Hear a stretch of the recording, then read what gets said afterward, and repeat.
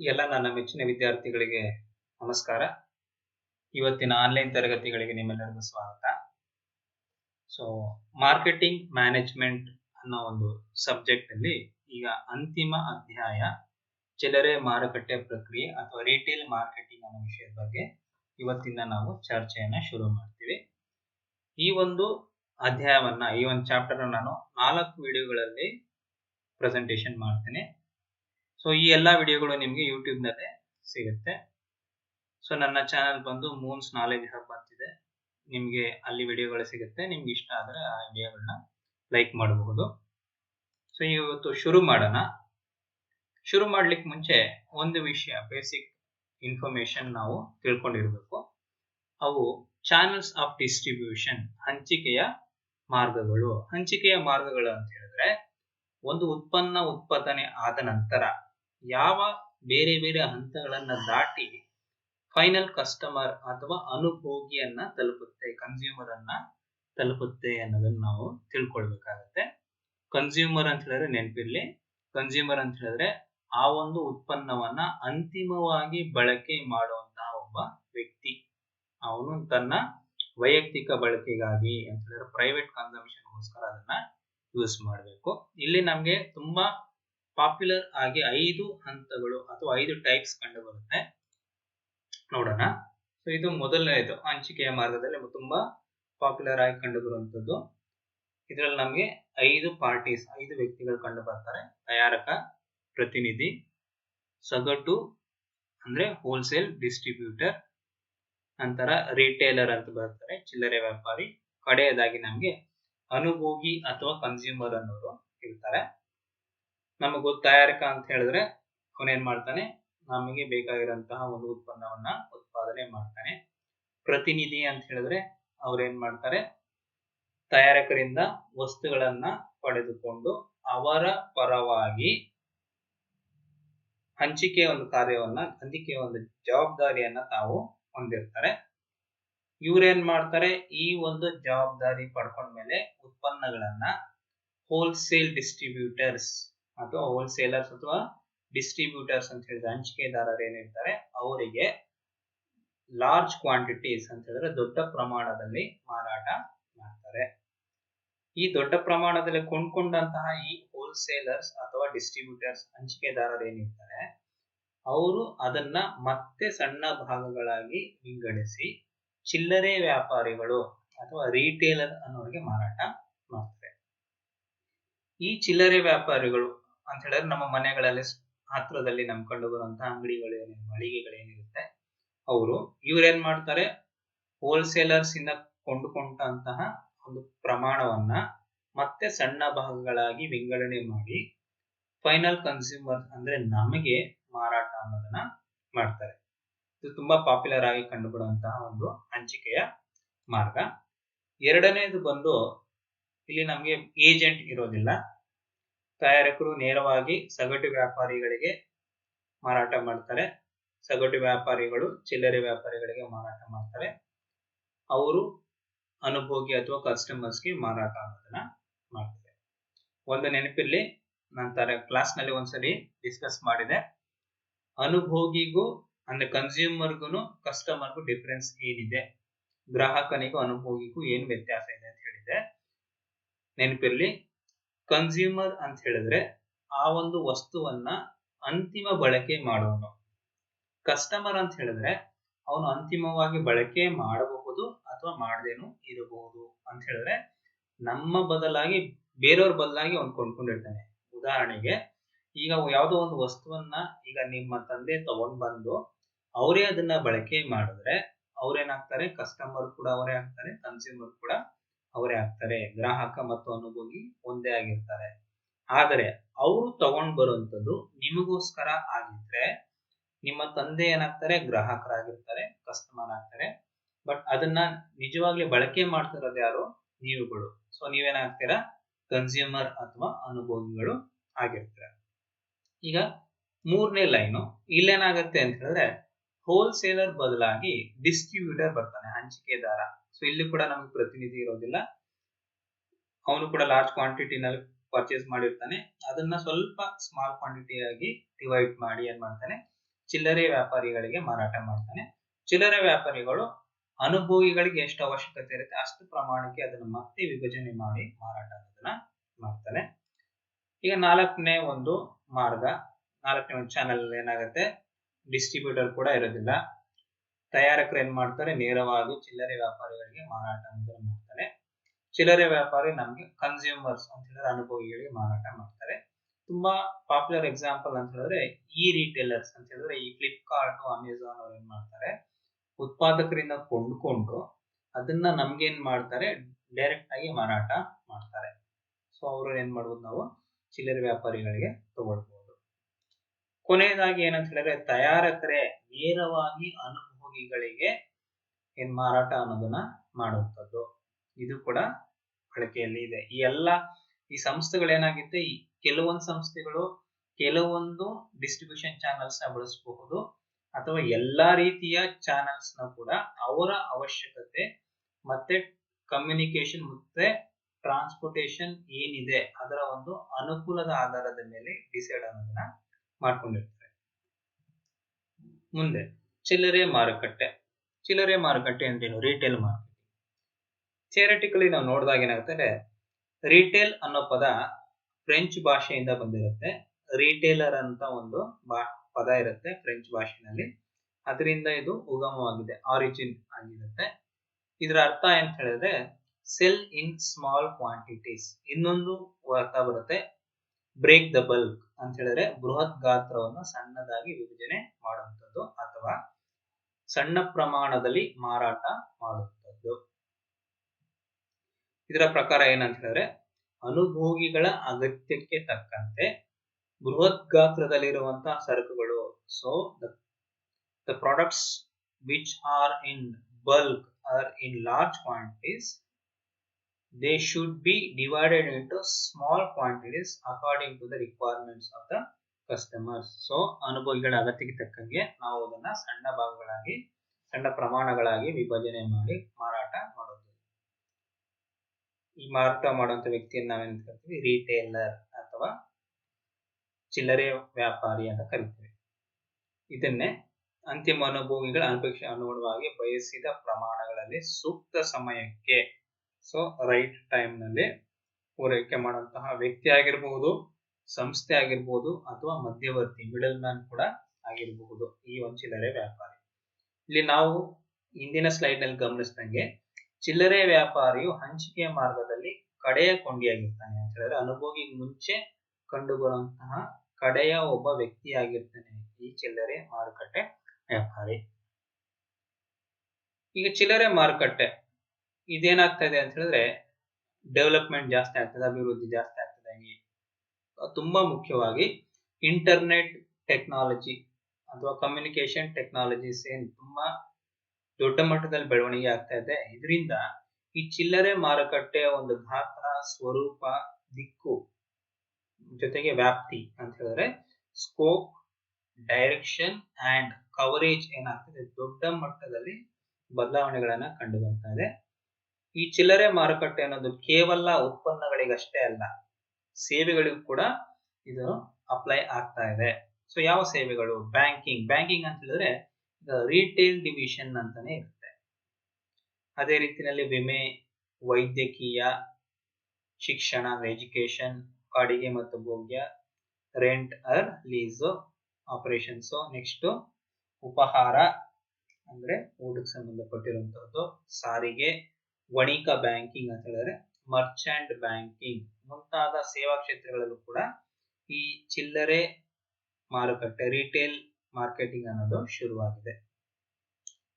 ತುಂಬಾ ಮುಖ್ಯವಾಗಿ ನೀವು ನೆನ್ಪಿಟ್ಕೋಬೇಕು ಫಿಲಿಪ್ ಕೋಟ್ಲರ್. ಸೊ ಇವರನ್ನ ಆಲ್ರೆಡಿ ಹೇಳಿರೋ ಪ್ರಕಾರ ಮಾರುಕಟ್ಟೆ ನಿರ್ವಹಣೆಯ ಮಾರ್ಕೆಟಿಂಗ್ ಮ್ಯಾನೇಜ್ಮೆಂಟ್ ನ ಫಾದರ್ ಅಥವಾ ಪಿತಾಮಹ ಅಂತ ಕರೀತಾರೆ.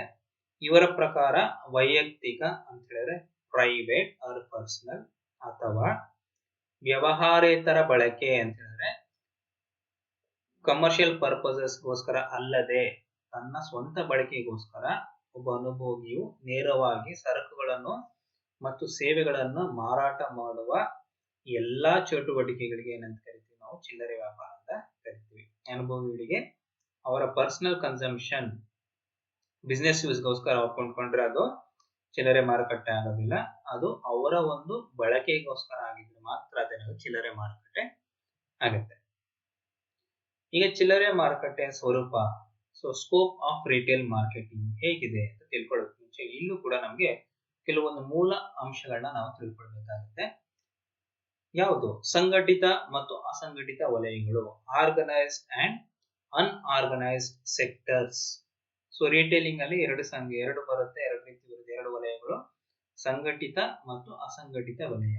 ಏನು ಸಂಘಟಿತ ವಲಯ ಅಂತ ಹೇಳಿದ್ರೆ, ಈ ವಲಯಗಳು ಅಂದ್ರೆ ಈ ಒಂದು ಸಂಸ್ಥೆಗಳು ಮಾರಾಟ ತೆರಿಗೆ, ಆದಾಯ ತೆರಿಗೆ ಮತ್ತು ಯಾವುದೇ ಇತರೆ ತೆರಿಗೆಗಳ ಪ್ರಕಾರ ನೋಂದಣಿಯಾಗಿದ್ದು ಅಂತ ಹೇಳಿದ್ರೆ according to sales tax, income tax or any other taxes of the government. So ಈ ಒಂದು ಟ್ಯಾಕ್ಸ್ ಸಂಸ್ಥೆಗಳ ಅಡಿಯಲ್ಲಿ ರಿಜಿಸ್ಟ್ರೇಷನ್ ಮಾಡಿಸ್ಕೊಂಡಿದ್ದು ತಾವು ಈ ಒಂದು ಚಟುವಟಿಕೆಗಳನ್ನ ನಡೆಸ್ತಾರೆ, ಕೊಳ್ಳುವ ಮತ್ತು ಮಾರುವ ಕೆಲಸವನ್ನು ಮಾಡ್ತಾ ಇದ್ರೆ ಅವನ ಸಂಘಟಿತ ವಲಯ ಅಂತ ಹೇಳ್ತಾರೆ. ಅಸಂಘಟಿತ ವಲಯ ಅಂತ ಹೇಳಿದ್ರೆ ಅನ್ಆರ್ಗನೈಸ್ ಸೆಕ್ಟರ್ ಅಂದ್ರೆ, so very easy, they are not registered under any of these tax departments ಅಂತ ಹೇಳಿದ್ರೆ ಯಾವುದೇ ತೆರಿಗೆ ಸಂಸ್ಥೆಗಳ ಕೆಳಗೆ ನೋಂದಣಿ ಮಾಡಿಸ್ಕೊಳ್ಳದೆ ವ್ಯವಹಾರವನ್ನ ಮಾಡ್ತಾ ಇದ್ರೆ ಅವುಗಳನ್ನ ನಾವೇನೆಂದು ಕರಿತೀವಿ? ಅನ್ಆರ್ಗನೈಸ್ಡ್ ಸೆಕ್ಟರ್, ಅಸಂಘಟಿತ ವಲಯ ಅಂತ ಕರಿತೀವಿ. ನಮ್ಮ ದೇಶದಲ್ಲಿ 90% ಹೆಚ್ಚು ಏನಾಗುತ್ತೆ, ಈ ರೀತಿ ಅನ್ಆರ್ಗನೈಸ್ಡ್ ಸೆಕ್ಟರ್ ಅಲ್ಲಿ ವರ್ಕ್ಗಳು ಅಂದ್ರೆ ಅಂಗಡಿಗಳು ಜಾಸ್ತಿ ಇದೆ. ನೆಕ್ಸ್ಟ್, ಬಹುಮುದ್ರೆ ಮತ್ತು ಏಕಮುದ್ರೆ ಚಿಲ್ಲರೆ ವಲಯಗಳು. ಏನಿದು ಏಕಮುದ್ರೆ, ಬಹುಮುದ್ರೆ, single brand and multi brand ಅಂತ ಹೇಳಿದ್ರೆ? ಏಕಮುದ್ರೆ ಅಂತ ಹೇಳಿದ್ರೆ ಒಂದೇ ಸಂಸ್ಥೆ, ಮುದ್ರೆ ಅಂದ್ರೆ ನಿಮ್ಗೆ ಗೊತ್ತು, ಒಂದು ಬ್ರ್ಯಾಂಡ್ ಇಮೇಜ್. ಸೊ ಏನಾಗುತ್ತೆ, ಒಂದೇ ಸಂಸ್ಥೆ ಹೆಸರಿನಲ್ಲಿ ಉತ್ಪಾದನೆ ಆಗುವಂತ ಎಲ್ಲಾ ರೀತಿಯ ವಸ್ತುಗಳನ್ನ ಮಾರಾಟ ಮಾಡೋದಕ್ಕೆ ಏಕಮುದ್ರೆ ಚಿಲ್ಲರೆ ವಲಯ ವ್ಯಾಪಾರ ಅಂತ ಕರೀತಾರೆ. ನಿಮ್ಗೆ ಉದಾಹರಣೆ ಕೊಡ್ಬೇಕು ಅಂತ ಹೇಳಿದ್ರೆ, ಈಗ ನೀವು ಯಾವುದೇ ಒಂದು ಸಂಸ್ಥೆಯನ್ನ ತಗೊಳ್ಬಹುದು. ಸಂಸ್ಥೆ ಫಾರಿನ್ ಸಂಸ್ಥೆ ಅಂತ ಹೇಳಿದ್ರೆ ಅಡಿಡಾಸ್ ಅಂತ ಕೇಳಿರ್ಬೋದು. ಅಡಿಡಾಸ್ ಅಂತ ಹೇಳಿದ್ರೆ ಅದು ಸ್ಪೋರ್ಟ್ಸ್ ವೇರ್ ಅಂತ ಹೇಳಿದ್ರೆ ಶೂಸ್ ಇಂದ ಬೇರೆ ವೆರೈಟಿ ಆಫ್ ಶೂಸ್ ಇಂದ ಹಿಡಿದು ಸ್ಪೋರ್ಟ್ಸ್ ರಿಲೇಟೆಡ್ ಎಕ್ವಿಪ್ಮೆಂಟ್ಸ್ ನೆಲ್ಲ ಏನ್ ಮಾಡ್ತಾರೆ, ಅವರು ಉತ್ಪಾದನೆ ಮಾಡಿ ಮಾರಾಟ ಮಾಡ್ತಾರೆ. ಅವ್ರ ಜೊತೆಗೆ ಬಟ್ಟೆಗಳನ್ನು ಕೂಡ ಉತ್ಪಾದನೆ ಮಾಡಿ ಮಾರಾಟ ಮಾಡ್ತಾರೆ. ಸೊ ಈ ಅಡಿಡಾಸ್ ಅನ್ನೋ ಸಂಸ್ಥೆಯ ಬೇರೆ ಬೇರೆ ಉತ್ಪನ್ನಗಳನ್ನ ಒಂದೇ ಹೆಸರಿನ ಅಡಿಯಲ್ಲಿ ಮಾರಾಟ ಮಾಡಿದ್ರೆ ಅಂತ ಕರಿತೀವಿ, ಏಕಮುದ್ರೆ ಅಂತ ಕರಿತೀವಿ. ಅದನ್ನೇಂತ ಸಿಂಗಲ್ ಬ್ರ್ಯಾಂಡ್ ಅಂತ ಕರಿತೀವಿ. ಬಹುಮುದ್ರೆ ಅಂತ ಹೇಳಿದ್ರೆ ಏನು? ಬಹುಮುದ್ರೆ ಅಂತ ಹೇಳಿದ್ರೆ ಮಲ್ಟಿ ಬ್ರ್ಯಾಂಡ್. ಇಲ್ಲಿ ಬೇರೆ ಬೇರೆ ಸಂಸ್ಥೆಯ ಉತ್ಪನ್ನಗಳನ್ನ ಒಂದೇ ಸೂರಿನ ಅಡಿಯಲ್ಲಿ ಅಂತ ಹೇಳಿದ್ರೆ products belonging to different brands are sold under same umbrella. Example ಅಂತ ಹೇಳಿದ್ರೆ ಬಾಟಾ. ಸೊ ನೀವು ಬಾಟಾ ಅಂತ ಒಂದು ಶೋರೂಮ್ ನೀವು ಹೋದಾಗ ಏನಾಗುತ್ತೆ, ಬರೀ ಬಾಟಾ ಅಂತ ಹೇಳಿದ್ರೆ ಬಾಟಾನ ಹೆಸರಿರುವಂತ ವಸ್ತುಗಳನ್ನ ಅಷ್ಟೇ ಅಲ್ಲ ಮಾರೋದು, ಅವರು ಬೇರೆ ಒಂದು ಸಂಸ್ಥೆಗಳು ಕೂಡ ಇರುತ್ತೆ. ನಿಮ್ಗೆ ಶಾಕಿಂಗ್ ಅನ್ಸ್ಬೋದು, ಅಲ್ಲೂ ಕೂಡ ನೀವು ಗಮನಿಸಿದ್ರೆ ಒಂದ್ 2-3 ಬ್ರ್ಯಾಂಡ್ಸ್ ಅನ್ನೋ ಒಂದು ಉತ್ಪನ್ನಗಳನ್ನ ಅಲ್ಲಿ ಮಾರಾಟ ಅನ್ನೋದನ್ನ ಮಾಡ್ತಾರೆ. ಸೊ ಅದನ್ನ ಏನ್ ಕರಿತೀವಿ, ಬಹುಮುದ್ರೆ ಎಂದು ಕರಿತೀವಿ. ಇದು ಏನಕ್ಕೆ ಇದು ಮುಖ್ಯ ಅಂತ ಹೇಳಿದ್ರೆ, ನೆಕ್ಸ್ಟ್ ವಿಷಯದಿಂದ ವಿದೇಶಿ ನೇರ ಬಂಡವಾಳ. ವಿದೇಶಿ ನೇರ ಬಂಡವಾಳ ಅಂತ ಹೇಳಿದ್ರೆ ಫಾರಿನ್ ಡೈರೆಕ್ಟ್ ಇನ್ವೆಸ್ಟ್ಮೆಂಟ್. ಇಲ್ಲೇನಾಗುತ್ತೆ ಅಂತ ಹೇಳಿದ್ರೆ, ವಿದೇಶದಲ್ಲಿರುವಂತಹ ವ್ಯವಹಾರಿ ಸಂಸ್ಥೆಗಳು ನಮ್ಮ ದೇಶದ ಉದ್ಯಮಗಳಲ್ಲಿ ನೇರವಾಗಿ ಬಂಡವಾಳ ಹೂಡಿಕೆ ಮಾಡೋದನ್ನ ವಿದೇಶಿ ನೇರ ಬಂಡವಾಳ, ಫಾರಿನ್ ಡೈರೆಕ್ಟ್ ಇನ್ವೆಸ್ಟ್ಮೆಂಟ್ ಕರೀತಾರೆ. ಅಲ್ಲಿ ಏನ್ ಮಾಡ್ತಾರೆ, ಡೈರೆಕ್ಟ್ ಆಗಿ ಕ್ಯಾಪಿಟಲ್ ನ ಬಿಸ್ನೆಸ್ ನಲ್ಲೇ ಇನ್ವೆಸ್ಟ್ ಮಾಡಿದ್ರೆ ಅದನ್ನ ವಿದೇಶಿ ನೇರ ಬಂಡವಾಳ ಅಂತ ಕರಿತೀವಿ. ಇದು ಏನಕ್ಕೆ ಮುಖ್ಯ ಅಂತ ಹೇಳಿದ್ರೆ, ನಮ್ಮ ದೇಶದಲ್ಲಿ ವಿದೇಶಿ ನೇರ ಬಂಡವಾಳವನ್ನ ಏಕಮುದ್ರೆ ಮತ್ತು ಬಹುಮುದ್ರೆ ಇದರಲ್ಲಿ ಏನ್ ಮಾಡಿದ್ರೆ ಡಿಸ್ಕ್ರಿಮಿನೇಷನ್ ಅಂತ ಹೇಳಿದ್ರೆ ಸ್ವಲ್ಪ ವ್ಯತ್ಯಾಸವನ್ನ ಕಾಣಿಸ್ತೀವಿ. ಏನಂತ ಹೇಳಿದ್ರೆ, ಏಕಮುದ್ರೆ ಸಂಸ್ಥೆಗಳಲ್ಲಿ ವಿದೇಶಿ ನೇರ ಬಂಡವಾಳವನ್ನ ಅವರು ಹೂಡಿಕೆ ಮಾಡ್ಲಿಕ್ಕೆ ಅನುಮತಿ ಕೊಟ್ಟಿದ್ದಾರೆ. ಅಲ್ಲೂ ಕೂಡ ಏನಾಗುತ್ತೆ, ಒಂದು ರೆಸ್ಟ್ರಿಕ್ಷನ್ ಇದೆ, 51% ಮಾತ್ರ. ಅದೇ ರೀತಿಯಲ್ಲಿ ಬಹುಮುದ್ರೆಯಲ್ಲಿ ಏನಾಗುತ್ತೆ ಅಂತ ಹೇಳಿದ್ರೆ, ಬಹುಮುದ್ರೆ ಮಾರಾಟ ಸಂಸ್ಥೆಗಳಿಗೆ ನಮ್ಮ ದೇಶದಲ್ಲಿ ಫಾರಿನ್ ಡೈರೆಕ್ಟ್ ಇನ್ವೆಸ್ಟ್ಮೆಂಟ್ ಗೆ ಪರ್ಮಿಷನ್ ಅನ್ನೋದನ್ನ ಕೊಟ್ಟಿರೋದಿಲ್ಲ. ಇದು ನಿಮ್ಗೆ ನೆನಪಿರ್ಬೇಕು. ಯಾಕೆ ಕೊಟ್ಟಿಲ್ಲ ಅಂತ ಹೇಳಿದ್ರೆ, ನಮ್ಮ ದೇಶದಲ್ಲಿ ನಾ ಹೇಳಿರೋ ಪ್ರಕಾರ ಅನ್ಆರ್ಗನೈಸ್ ಸೆಕ್ಟರ್ಸ್ ಜಾಸ್ತಿ ಇದೆ ಅಂತ ಹೇಳಿದ್ರೆ 90ಕ್ಕಿಂತ ಹೆಚ್ಚು ಭಾಗದ ವ್ಯಕ್ತಿಗಳು ಅಥವಾ ಸಂಸ್ಥೆಗಳು ಚಿಲ್ಲರೆ ವ್ಯಾಪಾರಿಗಳೇನಿರ್ತಾರೆ ಅಸಂಘಟಿತ ವಲಯದ ಕೆಲಸ ಮಾಡ್ತಾ ಇರ್ತಾರೆ. ಅಕಸ್ಮಾತ್ ನಾವು ವಿದೇಶಿ ನೇರ ಬಂಡವಾಳವನ್ನ ಅಲೋ ಮಾಡಿದ್ರೆ ಏನಾಗುತ್ತೆ, ಈ ಫಾರಿನ್ ಕಂಪನೀಸ್ ಜೊತೆಗೆ ಈ ಸಣ್ಣ ಸಂಸ್ಥೆಗಳು ಏನ್ ಮಾಡ್ತವೆ, ಪೈಪೋಟಿಗೆ ಇಳಿಬೇಕಾಗುತ್ತೆ. ಅಷ್ಟು ಕೆಪಾಸಿಟಿ ಅನ್ನೋದು ಈ ಒಂದು ವಲಯದ ಸ್ಪರ್ಧಿಗಳಿಗೆ ಇರೋದಿಲ್ಲ. ಆದ್ರಿಂದ ಏನ್ ಮಾಡ್ತಾರೆ, ವಿದೇಶಿ ನೇರ ಬಂಡವಾಳ ಇನ್ನೂ ಕೂಡ ಬಿಟ್ಟಿಲ್ಲ. ಸೊ ಈಗ scope of retail marketing. So ಚಿಲ್ಲರೆ ವ್ಯಾಪಾರ ಸ್ವರೂಪ ಏನಿದೆ ಅಂತ ತಿಳ್ಕೊಂಡು ಹೋಗೋಣ. ಮೊದಲನೇದು ಸಣ್ಣ ಮಳಿಗೆಯಿಂದ ಬೃಹತ್ ಮಳಿಗೆ. ನಮ್ಮ ದೇಶದಲ್ಲಿ ನಾವು ಗಮನಿಸಿದ್ರೆ ಒಂದು ಸಣ್ಣ ದಿನಸಿ ಅಂಗಡಿಯಿಂದ ಹಿಡಿದು ದೊಡ್ಡ ದೊಡ್ಡ ಡಿಪಾರ್ಟ್ಮೆಂಟಲ್ ಸ್ಟೋರ್ ವರೆಗೂ ನಮ್ಗೇನಾಗುತ್ತೆ, ಈ ಒಂದು ಚಿಲ್ಲರೆ ವಲಯದ ವ್ಯಾಪಾರಿಗಳು ಕಂಡು ಬರ್ತಾರೆ. ತುಂಬಾ ದೊಡ್ಡ ಮಾಲ್ಗಳಿಂದ ಹಿಡಿದು ಸಣ್ಣ ಸಣ್ಣ ಅಂಗಡಿಗಳವರೆಗೂ ನಮ್ಮಲ್ಲಿ ಈ ಒಂದು ಚಿಲ್ಲರೆ ವ್ಯಾಪಾರ ಅನ್ನೋದು ನಡೆಯುತ್ತೆ. ಸೊ ಅನುಭೋಗಿಗಳ ಬೇರೆ ಬೇರೆ ಔಷಧಿಗಳನ್ನ ಇವರು ಪೂರೈಕೆ ಮಾಡ್ತಾರೆ. ಎರಡನೇದು ಸಣ್ಣ ಮಳಿಗೆಗಳ ಸಂಖ್ಯೆಯಲ್ಲಿ ಇಳಿಕೆ. ಏನಾಗ್ತಾ ಇದೆ ಅಂತ ಹೇಳಿದ್ರೆ, due to increasing competition. So ಪ್ರತಿಸ್ಪರ್ಧಿಗಳ ಸಂಖ್ಯೆ ಜಾಸ್ತಿ ಆಗ್ತಾ ಇರೋದ್ರಿಂದ ಏನಾಗ್ತಾ ಇದೆ ಅಂತ ಹೇಳಿದ್ರೆ, ನಮ್ಮ ದೇಶದಲ್ಲಿ ಸಣ್ಣ ಮಳಿಗೆಗಳ ಸಂಖ್ಯೆ ಏನಾಗ್ತದೆ, ಕಡಿಮೆ ಆಗ್ತದೆ. ಮೊದಲು ಎಷ್ಟು ಸಂಖ್ಯೆ ಇರುತ್ತೆ ಅದಕ್ಕಿಂತ ಈಗ ಏನಾಗ್ತದೆ, ಕಡಿಮೆ ಆಗ್ತದೆ. ಯಾಕಂತ ಹೇಳಿದ್ರೆ ಜನರು ಈಗ ಒಂದೇ ಮಳಿಗೆಯಲ್ಲಿ ಎಲ್ಲಾ ಒಂದು ಉತ್ಪನ್ನಗಳು ಕಡಿಮೆ ಬೆಲೆಯಲ್ಲಿ ಸಿಗಂತ ಅವಕಾಶಗಳು ಅಂತ ಹೇಳಿದ್ರೆ ದೊಡ್ಡ ದೊಡ್ಡ ಶಾಪ್ಗಳಲ್ಲಿ ಏನಾಗುತ್ತೆ, ಈ ಅವಕಾಶ ಸಿಗೋದ್ರಿಂದ ಸಣ್ಣ ಮಳಿಗೆಗಳಲ್ಲಿ ಕೊಂಡ್ಕೊಳ್ಳೋದು ಕಡಿಮೆ ಆಗ್ತದೆ. ಜೊತೆಗೆ ಆನ್ಲೈನ್ ಮಾರ್ಕೆಟಿಂಗ್ ಕೂಡ ಏನಾಗ್ತದೆ, ಇದ್ರ ಮೇಲೆ ಪರಿಣಾಮವನ್ನ ಬೀರ್ತಾ ಇದೆ. ಮೂರನೇದು ಈ ಅಂಗಡಿಗಳ ವಿಕಸನ. ಇದೇ ವಿಷಯನ ಹೇಳಿದ್ದು, emergence of e shop, electronic shops ಅಂತ ಕರಿತೀವಿ.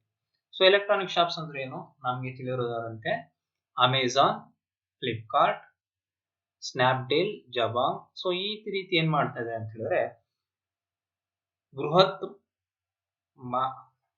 ಪ್ರಮಾಣದಲ್ಲಿ ವಸ್ತುಗಳನ್ನ ಮಾರಾಟ ಮಾಡುವಂತ ಈ ಸಂಸ್ಥೆಗಳು ಆನ್ಲೈನ್ ಅಂತ ಹೇಳಿದ್ರೆ ಈ ತಂತ್ರಜ್ಞಾನಗಳನ್ನ ಬಳಕೆ ಮಾಡಿಕೊಂಡು ತಮ್ಮ ಅನುಭವಿಗಳು ಮನೆಯಲ್ಲೇ ತಮ್ಮ ಬಿಡುವಿನ ವಿರಾಮದಲ್ಲೇ ಸೊ ಎಷ್ಟು ಉತ್ಪನ್ನಗಳನ್ನು ಬೇಕಾದ್ರೂ ಕೊಂಡ್ಕೊಳ್ಳಿಕ್ಕೆ ಅವಕಾಶವನ್ನ ಕೊಡ್ತಾರೆ. ಡೋರ್ ಡೆಲಿವರಿ ಅನ್ನೋದನ್ನ ಕೂಡ ಕೊಡ್ತಾ ಇದ್ದಾರೆ. ಅಲ್ಲಿ ಕೂಡ ಏನಾಗುತ್ತೆ, ರಿಯಾಯಿತಿಗಳು ಕೂಡ ಜಾಸ್ತಿ ಇರುತ್ತೆ.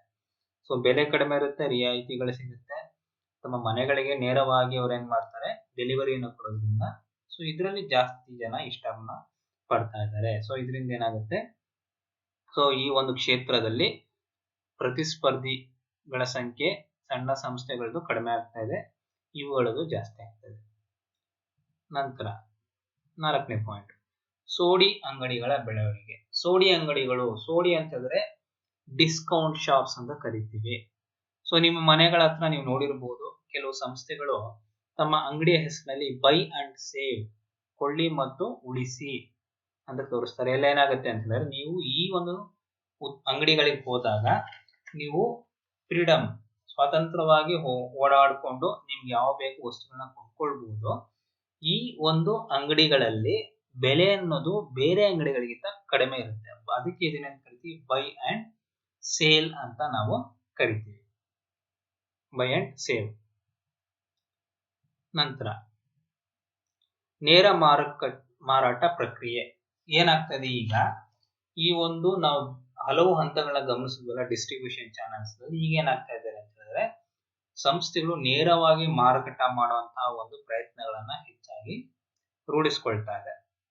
ಸೊ ಹಲವು ಸಂಸ್ಥೆಗಳು ಡೈರೆಕ್ಟ್ ಆಗಿ ಅಂದ್ರೆ ಅನುಭವಿಗಳಿಗೆ, ಕಸ್ಟಮರ್ಸ್ಗೆ ಡೈರೆಕ್ಟ್ ಆಗಿ ಮಾರಾಟ ಮಾಡಲಿಕ್ಕೆ ಪ್ರಯತ್ನಗಳನ್ನ ಕೂಡ ಮಾಡ್ತಾ ಇದ್ದಾರೆ.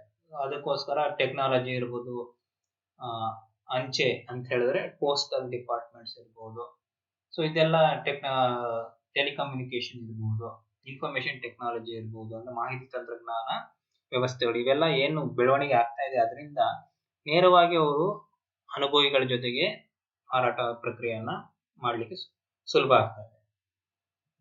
ಕೊನೆಯದಾಗಿ ವಿಲೀನ ಮತ್ತು ಆರ್ಜನೆ. ವಿಲೀನ ಅಂದ್ರೆ ಏನು? ವಿಲೀನ ಅಂತ ಹೇಳಿದ್ರೆ ಎರಡು ಅಥವಾ ಹೆಚ್ಚು ಸಂಸ್ಥೆಗಳು ಒಂದಾಗುವುದು. ಅಕ್ವಿಸಿಷನ್ ಅಂತ ಹೇಳಿದ್ರೆ ಒಂದು ಸಂಸ್ಥೆ ಇನ್ನೊಂದು ಸಂಸ್ಥೆಯನ್ನ ಕೊಂಡುಕೊಳ್ಳುವುದು. ಈಗ ಏನಾಗ್ತಾ ಇದೆ, ನಮ್ಗೆ ತಿಳಿದಿರೋ ಪ್ರಕಾರ ಸಣ್ಣ ಸಣ್ಣ ಅಂಗಡಿಗಳು ದೊಡ್ಡ ದೊಡ್ಡ ಸಂಸ್ಥೆಗಳ ಜೊತೆಗೆ ಕಾಂಪಿಟೇಷನ್ ಮಾಡ್ಲಿಕ್ಕೆ ಆಗ್ತಾ ಇಲ್ಲ. ಜೊತೆಗೆ ಸಣ್ಣ ಸಣ್ಣ ಸಂಸ್ಥೆಗಳು ಏನ್ ಮಾಡ್ತಾ ಇದೆ, ಅವ್ರ ಜೊತೆ ಸರ್ವೈವ್ ಆಗದೆ ಇರೋದ್ರಿಂದ ಏನ್ ಮಾಡ್ತಾರೆ, ಕೆಲವು ಸಂಸ್ಥೆಗಳು ಮುಚ್ಚೋ ಪರಿಸ್ಥಿತಿಗಳು ಬರ್ತಾ ಇರ್ಬೋದು. ಅದ್ರಿಂದ ಏನ್ ಮಾಡ್ತಾರೆ, ಮುಚ್ಚೋ ಬದಲು ಆ ಒಂದು ಸಂಸ್ಥೆಗಳನ್ನ ಅವರು ಬೇರೆಯವರಿಗೆ ಮಾರಾಟ ಮಾಡ್ತಾರೆ, ಅಂಗಡಿಗಳನ್ನ ಬೇರೆಯವ್ರಿಗೆ ಮಾರಿಬಿಡ್ತಾರೆ. ಅಥವಾ ಏನ್ ಮಾಡಬಹುದು ಅಂತಂದ್ರೆ, ಈ 2-3 ಸಣ್ಣ ಒಂದು ಅಂಗಡಿಗಳೇನಿರ್ತವೆ ಅವುಗಳು ಒಂದಾಗಿ ಬಂಡವಾಳ ಮತ್ತು ಅವರ ಒಂದು ರಿಸೋರ್ಸ್ ಅನ್ನ ಮೊಬಲೈಸ್ ಮಾಡಿಕೊಂಡು ಒಂದು ದೊಡ್ಡದಾಗಿ ಅಂಗಡಿ ವ್ಯವಹಾರಗಳನ್ನ ಕೂಡ ಶುರು ಮಾಡುವಂತ ಒಂದು ಎಕ್ಸಾಂಪಲ್ಸ್ ನಮ್ಮ ಕಣ್ಮುಂದೆ ಸಿಗುತ್ತೆ. ಸೊ ಈ ರೀತಿನಲ್ಲಿ ತಮ್ಮ ಒಂದು ಅಂಗಡಿಗಳನ್ನ ಮಾರುವಂತದ್ದು ಇರ್ಬೋದು, ಅದನ್ನ ಅರ್ಜನೆ ಅಥವಾ ಅಕ್ವಿಸಿಷನ್ ಅಂತ ಕರಿತೀವಿ, ಕೊಂಡ್ಕೊಳ್ತಾರಲ್ಲ ಅದನ್ನ ಅಕ್ವಿಸಿಷನ್ ಅಥವಾ ಅರ್ಜನೆ. ಅದೇ ರೀತಿ ವಿಲೀನ ಅಂತ ಹೇಳಿದ್ರೆ ಮರ್ಜರ್. ಸೊ ಅಂತ ಹೇಳಿದ್ರೆ 2-3 ಸಂಸ್ಥೆಗಳು ಅಂಗಡಿಗಳು ಒಂದಾಗಿ ಸೇರ್ಕೊಂಡು ಹೊಸದಾಗಿ ಒಂದು ಬಿಸ್ನೆಸ್ ಅನ್ನ ಮಾಡೋದನ್ನ ಮರ್ಜರ್ಸ್. ಸೊ ಈ ಒಂದು ಎಕ್ಸಾಂಪಲ್ ಗಳು ನಮಗೆ ಸಿಗ್ತಾ ಇದೆ. ನೆಕ್ಸ್ಟ್ ವಿಷಯ, ಚಿಲ್ಲರೆ ವ್ಯಾಪಾರದ ವರ್ಗೀಕರಣ, ಕ್ಲಾಸಿಫಿಕೇಶನ್ ಆಫ್ ರಿಟೇಲ್ ಮಾರ್ಕೆಟಿಂಗ್. ಈ ಚಿಲ್ಲರೆ ವ್ಯಾಪಾರವನ್ನ ನಾವು ನಮ್ಮ ಒಂದು ಸ್ಟಡಿಗೋಸ್ಕರ 3 ವಿಭಾಗಗಳಾಗಿ ವಿಂಗಡಣೆ ಮಾಡ್ಕೊಳ್ತೀವಿ. ಮಳಿಗೆ ಆಧಾರಿತ ಅಂತ ಹೇಳಿದ್ರೆ ಶಾಪ್ ಬೇಸ್ಡ್, ಮಳಿಗೆ ರಹಿತ ಅಂತ ಹೇಳಿದ್ರೆ without shop, with shop, without shop, ಕೊನೆಯದಾಗಿ ಸೇವಾ ಆಧಾರಿತ ಸರ್ವಿಸ್ ಓರಿಯೆಂಟೆಡ್ ಅಂತ ಕರಿತೀವಿ. ಈ ಒಂದು ಕ್ಲಾಸ್ ನಲ್ಲಿ ನಾವು ಫಸ್ಟ್ ವಿಡಿಯೋದಲ್ಲಿ ನಾವು ಮಳಿಗೆ ಆಧಾರಿತ ಸಂಸ್ಥೆಗಳ ಬಗ್ಗೆ ಡಿಸ್ಕಷನ್ ಮಾಡ್ತೀವಿ. ಅದರಲ್ಲಿ ಮಾಲೀಕತ್ವ ಆಧಾರಿತ ಮತ್ತೆ ಸರಕು ಆಧಾರಿತ ಅಂತ ಮತ್ತೆ 2 ವಿಭಜನೆ ಅಂತ ಕಂಡು ಬರುತ್ತೆ. ಮಾಲೀಕತ್ವ ಆಧಾರಿತ ಅಂತ ಹೇಳಿದ್ರೆ ಇಲ್ಲಿ ನಮಗೆ 4 ರೀತಿಯ ಅಂಗಡಿಗಳು ಬರುತ್ತೆ. ಸ್ವತಂತ್ರ ಚಿಲ್ಲರೆ ವ್ಯಾಪಾರಿ, ಸರಪಳಿ ಅಂಗಡಿಗಳು, ಫ್ರಾಂಚೈಸಿ ಒಪ್ಪಂದಗಳು, ಸಹಕಾರ ಸಂಘಗಳು ಅಂತ ಬರುತ್ತೆ. ಅದೇ ರೀತಿಯಲ್ಲಿ ಸರಕು ಆಧಾರಿತ ಸಂಸ್ಥೆಗಳು ಅಂತ ಬಂದ್ರೆ ನಮ್ಗೆ 8 ವಿಧಗಳಿರುತ್ತೆ. ಅನುಕೂಲ ಅಂಗಡಿಗಳು, ಸೂಪರ್ ಮಾರುಕಟ್ಟೆಗಳು, ಹೈಪರ್ ಮಾರುಕಟ್ಟೆಗಳು, ವಿಶೇಷ ಅಂಗಡಿಗಳು, ವಿಭಾಗೀಯ ಅಂಗಡಿಗಳು, ಕಾರ್ಖಾನೆ ಹೊರ ಅಂಗಡಿಗಳು, ಸರಕು ಪಟ್ಟಿ ಅಂಗಡಿಗಳು, ಪ್ರದರ್ಶನ ಮಳಿಗೆಗಳು. ಅದೇ ರೀತಿಯಲ್ಲಿ ಮಳಿಗೆ ರಹಿತ, ಇದರಲ್ಲಿ ನಮಗೆ 3 ರೀತಿಯ ಅಂಗಡಿಗಳು ಅಥವಾ ವ್ಯವಹಾರಗಳು ಕಂಡು ಬರುತ್ತೆ. ನೇರ ಮಾರಾಟ, ದೂರ ಮಾರಾಟ ಮತ್ತು ಸ್ವಯಂ ಚಾಲಿತ ಮಾರಾಟ. ಸೊ ಈ ಒಂದು ತರಗತಿಯಲ್ಲಿ ನಾವು ಮಾಲೀಕತ್ವ ಆಧಾರಿತ ಅನ್ನೋ ಸಂಸ್ಥೆಗಳ ಮೇಲೆ ಡಿಸ್ಕಷನ್ ಅನ್ನ ನೋಡ್ತೀವಿ. ಈ ಒಂದು ಚಾರ್ಟ್ ನ ನಾವು ಇಂಗ್ಲಿಷ್ ನಲ್ಲಿ ಕೂಡ ನೀವು ಅವಗತಿತೆ ಇರೋರು ನೋಡ್ಕೋಬಹುದು. ಈಗ ಮೊದಲನೇದಾಗಿ ಸ್ವತಂತ್ರ ಚಿಲ್ಲರೆ ವ್ಯಾಪಾರಿಗಳು, ಇಂಡಿಪೆಂಡೆಂಟ್ ರಿಟೇಲರ್ಸ್ ಹೆಸರೇ ಹೇಳ್ತಾ ಇದೆ. ಸೊ ಇಲ್ಲಿ ಮುಂಚೆ ಹೇಳ್ಬಿಡ್ತೀವಿ, ಮಳಿಗೆ ಆಧಾರಿತ ಚಿಲ್ಲರೆ ವ್ಯಾಪಾರಿಗಳು ಅಂದ್ರೆ ಏನು ಅಂತ ನಿಮ್ಗೆ ಒಂದ್ಸರಿ ಹೇಳ್ಬಿಡ್ತೇನೆ. ಮಳಿಗೆ ಆಧಾರಿತ ಅಥವಾ ಇಲ್ಲೇನಾಗುತ್ತೆ, ಮಳಿಗೆ ಆಧಾರಿತ ಅಂತಂದ್ರೆ ಈ ರೀತಿಯ ಅಂಗಡಿಗಳು ಅಥವಾ ಸಂಸ್ಥೆ ಚಿಲ್ಲರೆ ವ್ಯಾಪಾರಿಗಳು ಏನೆಂದ್ರೆ ಒಂದು ಭೌತಿಕ ಕಟ್ಟಡವನ್ನು ಹೊಂದಿರ್ತಾರೆ ಅಂತ ಹೇಳಿದ್ರೆ ತಮ್ಮದೇ ಒಂದು ಮಳಿಗೆಯನ್ನ ಹೊಂದಿರ್ತಾರೆ. ಫಿಸಿಕಲ್ ಎಕ್ಸಿಸ್ಟೆನ್ಸ್, ಫಿಸಿಕಲ್ ಶಾಪ್ಸ್ ಅನ್ನೋದು ಇರುತ್ತೆ. ಮಳಿಗೆ ರಹಿತ ಅಂತ ಹೇಳಿದ್ರೆ ಫಿಸಿಕಲ್ ಎಕ್ಸಿಸ್ಟೆನ್ಸ್ ಅನ್ನೋದು ಅವಶ್ಯಕತೆ ಇಲ್ಲ, ಅವರು ತಮ್ಮದೇ ಆದ ಒಂದು ಅಂಗಡಿ ಮುಂಗಟ್ಟನ್ನ ಒಂದು ಅವಶ್ಯಕತೆ ಅನ್ನೋದು ಇಲ್ಲ. ಈಗ ಮಳಿಗೆ ಆಧಾರಿತದಲ್ಲಿ ಮಾಲೀಕತ್ವ ಅಂತ ಹೇಳಿ ಓನರ್ಶಿಪ್, ಬೇಸ್ಡ್ ಆನ್ ಓನರ್ಶಿಪ್, ಯಾರು ಆ ಒಂದು ಅಂಗಡಿಯ ಒಂದು ಓನರ್ ಆಗಿರ್ತಾರೆ, ಮಾಲೀಕತ್ವವನ್ನು ಹೊಂದಿರ್ತಾರೆ ಅನ್ನೋದ್ರ ಮೇಲೆ ನಾವು ಈಗ ಡಿಸ್ಕಷನ್ ನ ಶುರು ಮಾಡ್ತಾ ಇದ್ವಿ. ಅದರಲ್ಲಿ ಮೊದಲನೇದು ಸ್ವತಂತ್ರ ಚಿಲ್ಲರೆ ವ್ಯಾಪಾರಿಗಳು, ಇಂಡಿಪೆಂಡೆಂಟ್ ರಿಟೇಲರ್ಸ್. ಇಲ್ಲೇನಾಗತ್ತೆ ಅಂತ ಹೇಳಿದ್ರೆ ಸಾಮಾನ್ಯವಾಗಿ ಎಲ್ಲಾ ರೀತಿಯ ಸರಕುಗಳನ್ನು ಮಾರಾಟ ಮಾಡುವ ಮತ್ತು ಎಲ್ಲಾ ವ್ಯಾಪಾರಿ ಮಾರ್ಗಗಳಲ್ಲಿ ತನ್ನನ್ನು ತೊಡಗಿಸಿಕೊಂಡಿರುವ ಚಿಲ್ಲರೆ ವ್ಯಾಪಾರಿಯನ್ನ ನಾವೇನು ಕರಿತೀವಿ, ಸ್ವತಂತ್ರ ಚಿಲ್ಲರೆ ವ್ಯಾಪಾರಿಗಳು ಅಂತ ಕರಿತೀವಿ. ಸೊ ಇವ್ರೇನ್ ಮಾಡ್ತಾರೆ, ಇಂಡಿಪೆಂಡೆಂಟ್ ಆಗಿ ಎಲ್ಲಾ ರೀತಿಯ ಸರಕುಗಳನ್ನ ತಾವು ಕೊಂಡ್ಕೊಂಡು ಮಾರಾಟ, ಚಿಲ್ಲರೆ ರೂಪದಲ್ಲಿ ಮಾರಾಟ ಮಾಡ್ತಾ ಇರ್ತಾರೆ. ಸಿಂಪಲ್ ಆಗಿ ಹೇಳ್ಬೇಕು ಅಂದ್ರೆ ನಿಮ್ಮ ಮನೆಗಳ ಹತ್ರದಲ್ಲಿರುವಂತಹ ಒಂದು ಅಂಗಡಿಗಳೇನಿರುತ್ತೆ ಅವನ್ನ ಸ್ವತಂತ್ರ ಚಿಲ್ಲರೆ ವ್ಯಾಪಾರಿಗಳು, ಇಂಡಿಪೆಂಡೆಂಟ್ ರಿಟೇಲರ್ಸ್ ಅಂತ ಕರೀತಾರೆ. ಸೊ ಇವ್ರೇನ್ ಮಾಡ್ತಾರೆ, ತಾವೇ ಬಿಸ್ನೆಸ್ ನ ಆರಂಭ ಮಾಡಿರ್ತಾರೆ, ಯಾರ ಕೈ ಕೆಳಗೂ ಅವ್ರು ಕೆಲಸ ಮಾಡ್ತಾ ಇರಲ್ಲ. ಅವಶ್ಯಕತೆ ಇರುವಂತ ಎಲ್ಲಾ ರೀತಿಯ ಅಕ್ಕಪಕ್ಕ ಲೊಕ್ಯಾಲಿಟಿ ನಲ್ಲಿ ಏನಿರ್ತಾರೆ ಪ್ರದೇಶಗಳೆಲ್ಲ ತನ್ನ ಅನುಭವಿಗಳಿಗೆ ಅವಶ್ಯಕತೆ ಇರುವಂತ ಎಲ್ಲಾ ರೀತಿಯ ಸರಕುಗಳನ್ನ ಇವರು ಬಳಕೆ ಮಾಡ್ತಾ ಇರ್ತಾರೆ. ವ್ಯಾಪಾರ ಮಾರ್ಗಗಳು ಅಂತ ಹೇಳಿದ್ರೆ ಇಲ್ಲಿ ನಾವು ನಿಮ್ಗೆ ಡಿಫ್ರೆಂಟ್ ಡಿಸ್ಟ್ರಿಬ್ಯೂಷನ್ ಚಾನಲ್ಸ್ ಅಂತ ಹೇಳಿದ್ವಿ. ಸೊ ಕೆಲವರು ಹೋಲ್ಸೇಲರ್ಸ್ ಇರ್ತಾರೆ, ಮತ್ತೆ ರಿಟೇಲರ್ಸ್ ಇರ್ತಾರೆ, ಜೊತೆಗೆ ನಮ್ಗೆ ಡಿಸ್ಟ್ರಿಬ್ಯೂಟರ್ಸ್ ಇರ್ತಾರೆ, ಏಜೆಂಟ್ಸ್ ಇರ್ತಾರೆ. ಸೊ ಈ ಎಲ್ಲ ಸಂಸ್ಥೆಗಳಿಂದ ಇವ್ರಿಗೆ ಯಾವುದು ತುಂಬಾ ಉತ್ತಮ ಅಂತ ಅನ್ಸುತ್ತೆ, ಸುಲಭವಾಗಿ ಸಿಗುತ್ತೆ, ಕಡಿಮೆ ವೆಚ್ಚದಲ್ಲಿ ಸಿಗುತ್ತೆ, ಅವರಿಂದ ಇವರು ಕೊಂಡ್ಕೊಳ್ತಾರೆ. ಸೊ ಡೈರೆಕ್ಟ್ ಉತ್ಪಾದಕರಿಂದನೂ ಕೆಲವು ಸಂದರ್ಭಗಳಲ್ಲಿ ಕೊಂಡ್ಕೊಳ್ಳುವಂತ ಅವಕಾಶಗಳು ಇದೆ. ಸೊ ಇದನ್ನೇ ಅದು ವ್ಯಾಪಾರ ಮಾರ್ಗಗಳು ಅಂತ ಕರಿತೀವಿ. ಸೊ ಇವ್ರಿಗೆ ಏನ್ ಅಡ್ವಾಂಟೇಜ್, ಏನೇನು ಅಂದ್ರೆ ಸ್ವತಂತ್ರ ಚಿಲ್ಲರೆ ವ್ಯಾಪಾರಿಗಳಿಗೆ ಇರುವಂತಹ ಒಂದು ಲಾಭಗಳೇನು? ಕಡಿಮೆ ಬಂಡವಾಳ. ಸೊ ಅವರು ಬಿಸ್ನೆಸ್ ನ ಶುರು ಮಾಡ್ಲಿಕ್ಕೆ ಅವಶ್ಯಕತೆ ಇರೋ ಬಂಡವಾಳ ತುಂಬಾ ಕಡಿಮೆ ಇರುತ್ತೆ. So capital requirement for independent retailers will be very small. ಎರಡನೇ, ಸುಲಭ ಸ್ಥಾಪನೆ, ಈಸಿ ಫಾರ್ಮೇಶನ್. ಸೊ ಕೆಲವು ಸಂದರ್ಭಗಳಲ್ಲಿ ಅವರು ರಿಜಿಸ್ಟ್ರೇಷನ್ ಅನ್ನೋದು ಮಾಡಿಸ್ತಾರೆ, ಕೆಲವರು ಮಾಡಿಸ್ದೇನೆ ಇರಬಹುದು. ಆ ಪರ್ಮಿಷನ್ ಏನ್ ತಗೊಳ್ಬೇಕು ಸ್ಥಾಪನೆ ಮಾಡ್ಲಿಕ್ಕೆ, ಅದು ಕೂಡ ಅವರಿಗೆ ತುಂಬಾ ಸುಲಭವಾಗಿರುತ್ತೆ. ಸುಲಭ ಸಂಘಟನೆ ಅಂತ ಹೇಳಿದ್ರೆ ಎಲ್ಲಿ ಸ್ಥಾಪನೆ ಮಾಡಬೇಕು, ಈಸಿ ಆರ್ಗನೈಸೇಷನ್, ಎಲ್ಲಿ ಸ್ಥಾಪನೆ, ಯಾವ ಸ್ಥಳದಲ್ಲಿ ಸ್ಥಾಪನೆ ಮಾಡಬೇಕು, ಯಾವಾಗ ಮಾಡಬೇಕು, ಹೇಗೆ ಅನ್ನೋದು ನಿರ್ಧಾರನ ಅವರೇ ತಗೊಳ್ಬಹುದು.